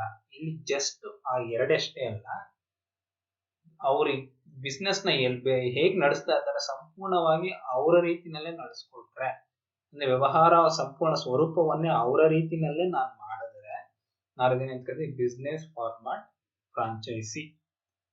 ಸೊ ಇಲ್ಲೇನ್ ಮಾಡ್ತೀವಿ, ಈ ವಿಧಾನದಲ್ಲಿ ಅಂಗಡಿಯಿಂದ ಹಿಡಿದು ಗುಣಮಟ್ಟ ನಿಯಂತ್ರಣ, ಲೆಕ್ಕಾಚಾರಗಳಿರ್ಬೋದು, ನೌಕರರಿಗೆ ತರಬೇತಿ, ಅಂಗಡಿಯ ನಿರ್ವಹಣೆ, ಮಳಿಗೆ ವಿನ್ಯಾಸ, ಮಾರಾಟ ಕೌಶಲ್ಯಗಳು, ಉತ್ಪನ್ನಗಳ ಯಾವ ಉತ್ಪನ್ನಗಳ ಮಾರಾಟ ಮಾಡ್ತೀವಿ, ಜೊತೆಗೆ ಅಡ್ವರ್ಟೈಸ್ಮೆಂಟ್ಸ್ ಎಲ್ಲ ಕೂಡ ನಾವು ಅವರ ರೀತಿನಲ್ಲೇ ಮಾಡಿದ್ರೆ, ಈಗ ಎಕ್ಸಾಂಪಲ್ ತಗೊಳ್ಬೇಕು ಅಂತ ಹೇಳಿದ್ರೆ ಮೆಕ್ಡೊನಾಲ್ಡ್ಸ್ ಮತ್ತೆ ಕೆಫೆ ಕಾಫಿ ಡೇ. ಸೊ ಅಲ್ಲಿ ಏನ್ ಮಾರಾಟ ಮಾಡ್ತೀವಿ, ಅಂಗಡಿಗಳು ಕೂಡ ಅಷ್ಟೇನೆ ಎಲ್ಲಾನು ಒಂದೇ ರೀತಿಯಲ್ಲಿ ಇರುತ್ತೆ. ಬೇರೆ ಬೇರೆ ಪ್ರದೇಶಗಳನ್ನು ಕಂಪೇರ್ ಮಾಡಿದ್ರೆ ಒಂದೇ ರೀತಿಯಲ್ಲಿ ಇರುತ್ತೆ. ಸಂಪೂರ್ಣವಾಗಿ ಅವರದ್ದನ್ನೇ ಬಳಕೆ ಮಾಡ್ಕೊಂಡು ನಾವೇನ್ ವ್ಯವಹಾರ ಸ್ವರೂಪ. ಸೊ ಅಲ್ಲಿಗಿಂತ ಇಲ್ಲಿ ನಮ್ಗೆ ಅವರ ಒಂದು ಕಂಟ್ರೋಲ್ ಕಂಡೀಷನ್ಸ್ ಅನ್ನೋದು ಜಾಸ್ತಿ ಇರುತ್ತೆ. ಮೊದಲನೇದಕ್ಕಿಂತ ಎರಡನೇದ್ರಲ್ಲಿ ಜಾಸ್ತಿ ಇರುತ್ತೆ. ಇದರ ಅಡ್ವಾಂಟೇಜಸ್ ಏನಿದೆ, ಈಗೇನ ಕಡಿಮೆ ಬಂಡವಾಳದಲ್ಲಿ ಉತ್ತಮ ವ್ಯಾಪಾರ ಸಂಘಟನೆ ಅಂತ ಹೇಳಿದ್ರೆ, ನಾನೇ ಅದೇ ರೀತಿಯ ಒಂದು ಉತ್ಪನ್ನವನ್ನ ಮಾರುಕಟ್ಟೆಯಲ್ಲಿ ಬಿಡುಗಡೆ ಮಾಡಬೇಕು ಅಂತ ಹೇಳಿದ್ರೆ ನನಗೆ ತುಂಬಾ ಕಷ್ಟ ಆಗುತ್ತೆ. ಹಣದ ಬಂಡವಾಳ ಕೂಡ ಜಾಸ್ತಿ ಬೇಕಾಗುತ್ತೆ. ಆರ್ಗನೈಸೇಷನ್ ಕೂಡ, ಮ್ಯಾನೇಜ್ಮೆಂಟ್ ಕೂಡ ನಮಗೆ ಕಷ್ಟ ಆಗುತ್ತೆ. ಇಲ್ಲೇನ್ ಮಾಡ್ತಾರೆ, ಫ್ರಾಂಚೈಸಿನಲ್ಲಿ ಹಲವು ಸಂದರ್ಭಗಳಲ್ಲಿ ಅವರು ಕೂಡ ಇನ್ವೆಸ್ಟ್ಮೆಂಟ್ ಅನ್ನೋದನ್ನ ಮಾಡ್ತಾರೆ. ಸೊ ಟೆಕ್ನಾಲಜಿನಲ್ಲಿ ಇರ್ಬೋದು, ಮ್ಯಾನೇಜ್ಮೆಂಟ್ ಇರ್ಬೋದು, ಅವರು ಕೂಡ ಇನ್ವೆಸ್ಟ್ಮೆಂಟ್ ಅನ್ನ ಅಡ್ವರ್ಟೈಸ್ಮೆಂಟ್ಸ್ ಇರ್ಬೋದು ಅವ್ರು ಮಾಡೋದ್ರಿಂದ ಏನಾಗುತ್ತೆ, ನನಗೆ ಬಂಡವಾಳದ ಅವಶ್ಯಕತೆ ಕಡಿಮೆ ಆಗುತ್ತೆ. ಯಾಕಂತ ಹೇಳಿದ್ರೆ ಉತ್ಪನ್ನ ನಾನ್ ಮಾರಾಟ ಮಾಡಿದ್ರು ಅದ್ರ ಪರಿಣಾಮ ಅವ್ರ ಹೆಸರು ಮೇಲೆ ಕೂಡ ಇರುತ್ತೆ. ಅವರು ಕೂಡ ಇನ್ವೆಸ್ಟ್ಮೆಂಟ್ ಅನ್ನೋದನ್ನ ಮಾಡ್ತಾರೆ. ಎರಡನೇದು, ಹೆಸರು ಮತ್ತು ಜನಪ್ರಿಯ ಮುದ್ರೆಯ ಲಾಭ. ಸೊ ಈಗ ನಿಮಗೆ ಗೊತ್ತು, ಜನಪ್ರಿಯ ವಸ್ತುಗಳು ಸುಲಭವಾಗಿ ಮಾರಾಟ ಆಗ್ತಾರೆ. ಸೊ ಆದ್ರಿಂದ ಏನಾಗುತ್ತೆ, ಆಲ್ರೆಡಿ ಜನಪ್ರಿಯ ಆಗಿರೋ ವಸ್ತುನ ನಾನು ಈಗ ಮಾರಾಟ ಮಾಡಿದ್ರೆ ಅದರ ಲಾಭ ನನಗೂ ಸಿಗುತ್ತೆ. ನಾನೇ ಒಂದು ಉತ್ಪನ್ನನ ಉತ್ಪಾದನೆ ಮಾಡಿ ಅಥವಾ ಬೇರೆ ಕಡೆಯಿಂದ ಕೊಂಡ್ಕೊಂಡು ಮಾರಾಟ ಮಾಡ್ಬೇಕು ಅಂದ್ರೆ ನನಗೆ ಆ ಜನಪ್ರಿಯತೆ ಬರೋವರೆಗೂ ನನಗೇನಾಗುತ್ತೆ, ಲಾಭ ಕಡಿಮೆ ಇರುತ್ತೆ. ಬಟ್ ಆಲ್ರೆಡಿ ಜನಪ್ರಿಯತೆ ಇದ್ರೆ ಆ ವಸ್ತು ನನಗೆ ಜಾಸ್ತಿ ನನಗೂ ಪಾಪ್ಯುಲಾರಿಟಿ ಕೊಡುತ್ತೆ, ಲಾಭ ಕೂಡ ಜಾಸ್ತಿ ಬರುತ್ತೆ. ಇದೇನಾಗುತ್ತೆ, ಅಲ್ಪ ಅವಧಿಯಲ್ಲಿ ಅಧಿಕ ಲಾಭ. ಚೆನ್ನಾಗಿ ಹೆಸರಿರೋದ್ರಿಂದ ಸುಲಭವಾಗಿ ಮಾರಾಟ ಆಗುತ್ತೆ. ಸೊ ತುಂಬಾ ಕಡಿಮೆ ಅವಧಿಯಲ್ಲಿ ನಾನೇನ್ ಮಾಡ್ಬೋದು, ಲಾಭನ ಜಾಸ್ತಿ ಮಾಡ್ಕೊಳ್ಬಹುದು. ನಂತರ ವಿಶೇಷ ಅಧಿಕಾರ ಹಕ್ಕಿನಲ್ಲಿ ಅನಾನುಕೂಲಗಳು ಏನಿದೆ, ವ್ಯವಹಾರ ವಿಸ್ತರಣೆ ನಿರ್ಬಂಧಗಳು. ಈಗ ಮಂಡ್ಯದಲ್ಲಿ ನಾನು ಒಂದು ಅಂಗಡಿಯನ್ನು ಓಪನ್ ಮಾಡ್ಕೊಂಡೆ, ಮೆಕ್ಡೊನಾಲ್ಡ್ಸ್ ಅಂತ ಹೇಳಿ. ಸೊ ನನ್ಗೆ ರೆಸ್ಟ್ರಿಕ್ಷನ್ ಇರುತ್ತೆ, ಆ ಒಂದು ಅಂಗಡಿ ಮಾತ್ರ ಮಾಡ್ಕೋಬೇಕು ಅಂತ. ನಾನು ಇನ್ನೊಂದು ಅಂಗಡಿ ಬೇರೆ ಒಂದು ಕಡೆ, ಈಗ ನಾಗಮಂಗಲದಲ್ಲಿ ಓಪನ್ ಮಾಡ್ಕೊಳ್ತೀನಿ, ಪಾಂಡವಪುರದಲ್ಲಿ ಓಪನ್ ಮಾಡ್ಕೊಳ್ತೀನಿ ಅಂತ ನನ್ಗೇನಾದ್ರು ಬಿಸ್ನೆಸ್ ನ ಎಕ್ಸ್ಪಾನ್ಷನ್ ಮಾಡ್ಬೇಕು ಅಂದ್ರೆ ನಾನು ಸುಲಭವಾಗಿ ಮಾಡೋ ಹಾಗಿಲ್ಲ. ಯಾಕಂದ್ರೆ ನನಗೆ ಅಧಿಕಾರ ಇಲ್ಲ. ನಾನೇನ್ ಮಾಡ್ಬೇಕು, ಮೆಕ್ಡೊನಾಲ್ಡ್ಸ್ ಹೆಡ್ ಆಫೀಸ್ ಇಂದ ಪರ್ಮಿಷನ್ ತಗೊಂಡು, ಓನರ್ ಇಂದ ಪರ್ಮಿಷನ್ ತಗೊಂಡು ನಾನು ಅದನ್ನ ಮಾಡ್ಬೇಕಾಗುತ್ತೆ. ಸೊ ಒಂದ್ ಅಂಗಡಿನ ದೊಡ್ಡದಾಗಿ ಮಾಡ್ಬೇಕು ಅಂದ್ರೂ ಕೂಡ ನನಗೇನ್ ಬೇಕು, ಅವ್ರಿಗೆ ಇನ್ಫಾರ್ಮೇಶನ್ ಕೊಟ್ಟು ನಾನು ಆ ಒಂದು ಪರ್ಮಿಷನ್ ಅನ್ನ ತಗೋಬೇಕು. ನಾನೇ ನಿರ್ಧಾರ ಮಾಡೋಂತ ಒಂದು ಅವಕಾಶ ಇಲ್ಲ. ಹಕ್ಕುಪಡ ಸಂಸ್ಥೆಯ ಕೌಶಲ್ಯ ಮತ್ತು ಜ್ಞಾನದ ಅವಳಿಕೆಗೆ ಮಿತಿಗಳು ಅಂತ ಹೇಳಿದ್ರೆ, ಈಗ ನಾನು ಮೆಕ್ಡೊನಾಲ್ಡ್ಸ್ ಅಂಗಡಿನ ಶುರು ಮಾಡಿದ್ಮೇಲೆ ನನ್ನ ಒಂದು ಕೌಶಲ್ಯತೆ, ಬುದ್ಧಿಮತ್ತೆ ಮತ್ತೆ ನಾಲೆಡ್ಜ್ ನ ಇಲ್ಲಿ ಬಳಕೆ ಮಾಡ್ಲಿಕ್ಕೆ ಅವಕಾಶ ಇಲ್ಲ. ನಾನು ಡಿಸೈನ್ ನ ಬೇರೆ ತರ ಮಾಡ್ತೀನಿ, ಪ್ರಾಡಕ್ಟ್ ನ ಬೇರೆ ರೀತಿನಲ್ಲಿ ನಾನು ಚೇಂಜಸ್ ಮಾಡ್ತೀನಿ ಅಂತ ನಾನು ಇಷ್ಟ ಬಂದ ಹಾಗೆ ಏನು ಮಾಡೋ ಹಾಗೆ ಇಲ್ಲ. ಪ್ರತಿಯೊಂದನ್ನು ನಾನು ಮೇಲ್ಮಟ್ಟದ ಸಂಸ್ಥೆಗೆ ಅಥವಾ ಹೆಡ್ ಆಫೀಸ್ಗೆ ಮಾಹಿತಿಯನ್ನ ನೀಡಿ ಅವರು ಓಕೆ ಅಂದ್ರೆ ಮಾತ್ರ ಮಾಡಬಹುದು. ಸಾಮಾನ್ಯವಾಗಿ ಅವರು ಸ್ಟ್ಯಾಂಡರ್ಡೈಸ್ ಪ್ರೊಸೀಜರ್ಸ್ ಇರೋದ್ರಿಂದ ಕಸ್ಟಮೈಸೇಷನ್ ಅಂತ ಹೇಳಿದ್ರೆ ನನ್ನ ಒಂದು ಸಜೆಷನ್ಸ್ ನ ತಗೊಳ್ಳೋ ಚಾನ್ಸಸ್ ತುಂಬಾ ಕಡಿಮೆ. ನನ್ನ ಒಂದು ಟ್ಯಾಲೆಂಟ್ ಅನ್ನೋದು ಇಲ್ಲಿ ವೇಸ್ಟ್ ಆಗೋ ಚಾನ್ಸಸ್ ಇರುತ್ತೆ. ಅವ್ರ ಹೆಸರು, ಅವರ ಒಂದು ಟೆಕ್ನಾಲಜಿ ಮಾತ್ರ ಯೂಸ್ ಆಗುತ್ತೆ. ಮೂರನೇ, ರಾಜಧನ ಪಾವತಿಯ ಹೊರೆ ಅಂತ ಹೇಳಿದ್ರೆ ಬರ್ಡನ್ ಆಫ್ ಪೇಮಿಂಗ್ ರಾಯಲ್ಟಿ. ಇಲ್ಲಿ ನಾನು ಅವ್ರ ಹೆಸರನ್ನ ಬಳಸ್ಕೊಂಡಿದ ತಕ್ಷಣ ಅವರು ಸುಲಭವಾಗಿ ವ್ಯಾಪಾರ ಆಗ್ತಾ ಇದೆ ಅಂತ ಸುಮ್ಮನೆ ಇರೋದಿಲ್ಲ. ಅವ್ರು ಏನ್ ಮಾಡ್ತಾರೆ, ಎಕ್ಸ್ಪೆಕ್ಟೇಷನ್, ನಾನು ಅವ್ರಿಗೆ ಪೇಮೆಂಟ್ ಅನ್ನು ಮಾಡಬೇಕು. ಒಂದು ಕಮಿಷನ್ ಅಂತ ಏನಂತ ತಗೊಳ್ತೀವಿ, ಕಮಿಷನ್ ಅಂತ ಸಿಂಪಲ್ ಆಗಿ ಅರ್ಥ ಮಾಡ್ಕೊಳ್ಳಂಗಿದ್ರೆ ನಾನೇನ್ ಮಾಡ್ತೀವಿ, ಬಂದಿರೋ ಲಾಭದಲ್ಲಿ ಒಂದು ಭಾಗವನ್ನು ಅವ್ರಿಗೆ ಕೊಡ್ಬೇಕಾಗುತ್ತೆ. ಅದು ಲಾಭದಲ್ಲಿ ಅಷ್ಟೇ ಅಲ್ಲ, ಇನ್ವೆಸ್ಟ್ಮೆಂಟ್ ಮಾಡುವಾಗ ಒಂದು ಅಂಗಡಿಯನ್ನು ಸ್ಥಾಪನೆ ಮಾಡುವಾಗಲೂ ಕೂಡ ಏನಾಗುತ್ತೆ, ಅವರಿಗೆ ಒಂದು ಅಡ್ವಾನ್ಸ್ ಅನ್ನ ಕೊಡ್ಬೇಕಾಗುತ್ತೆ. ಯಾಕಂದ್ರೆ ಅವ್ರ ಹೆಸರನ್ನ, ಅವ್ರ ಟೆಕ್ನಾಲಜಿಯನ್ನು, ಅವ್ರ ಪ್ರಾಡಕ್ಟ್ ಅನ್ನು, ಉತ್ಪನ್ನವನ್ನ ನಾವು ಬಳಕೆ ಮಾಡ್ತಾ ಇರೋದ್ರಿಂದ ಅವ್ರಿಗೆ ಅಡ್ವಾನ್ಸ್ ಪೇಮೆಂಟ್, ರಾಯಲ್ಟಿಯನ್ನು ಪೇಮೆಂಟ್ ಮಾಡಲೇಬೇಕು. ನೆಕ್ಸ್ಟ್, ಒಪ್ಪಂದ ನವೀಕರಣದ ಅಗತ್ಯತೆ. ನಿಮ್ಗೆ ನೆನಪಿರ್ಲಿ, ನಾವು ಬೇರೆಯವ್ರ ಬಿಸ್ನೆಸ್ ನಾವು ಮಾಡ್ತಾ ಇದ್ದೀವಿ. ಹೆಸರು ಅವ್ರದ್ದು, ರೆಪ್ಯುಟೇಷನ್ ಅವ್ರದ್ದು, ಜೊತೆಗೆ ಉತ್ಪನ್ನ ಕೂಡ ಅವ್ರದ್ದು. ಅವರು ಒಂದು ಸೀಮಿತ ಅವಧಿಗೆ ಅಂತ ಅಗ್ರಿಮೆಂಟ್ ಮಾಡ್ಕೊಂಡಿರ್ತೀವಿ ನಾವು. ಆ ಅಗ್ರಿಮೆಂಟು ನಾವೇನ್ ಮಾಡ್ಬೇಕು, ಮತ್ತೆ ಮತ್ತೆ ನವೀಕರಣ ಅನ್ನೋದನ್ನ ಮಾಡಿಸ್ತಾ ಇರ್ಬೇಕು, ರಿನ್ಯೂವಲ್ ಮಾಡ್ತಾ ಇರ್ಬೇಕು.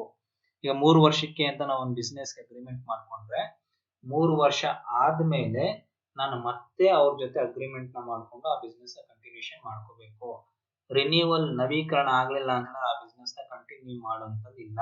ಮಾಡಿದ್ರೆ ನನ್ನ ಮೇಲೆ ಅವರು ಕಾನೂನು ಕ್ರಮಗಳನ್ನ ತಗೊಳ್ಬಹುದು.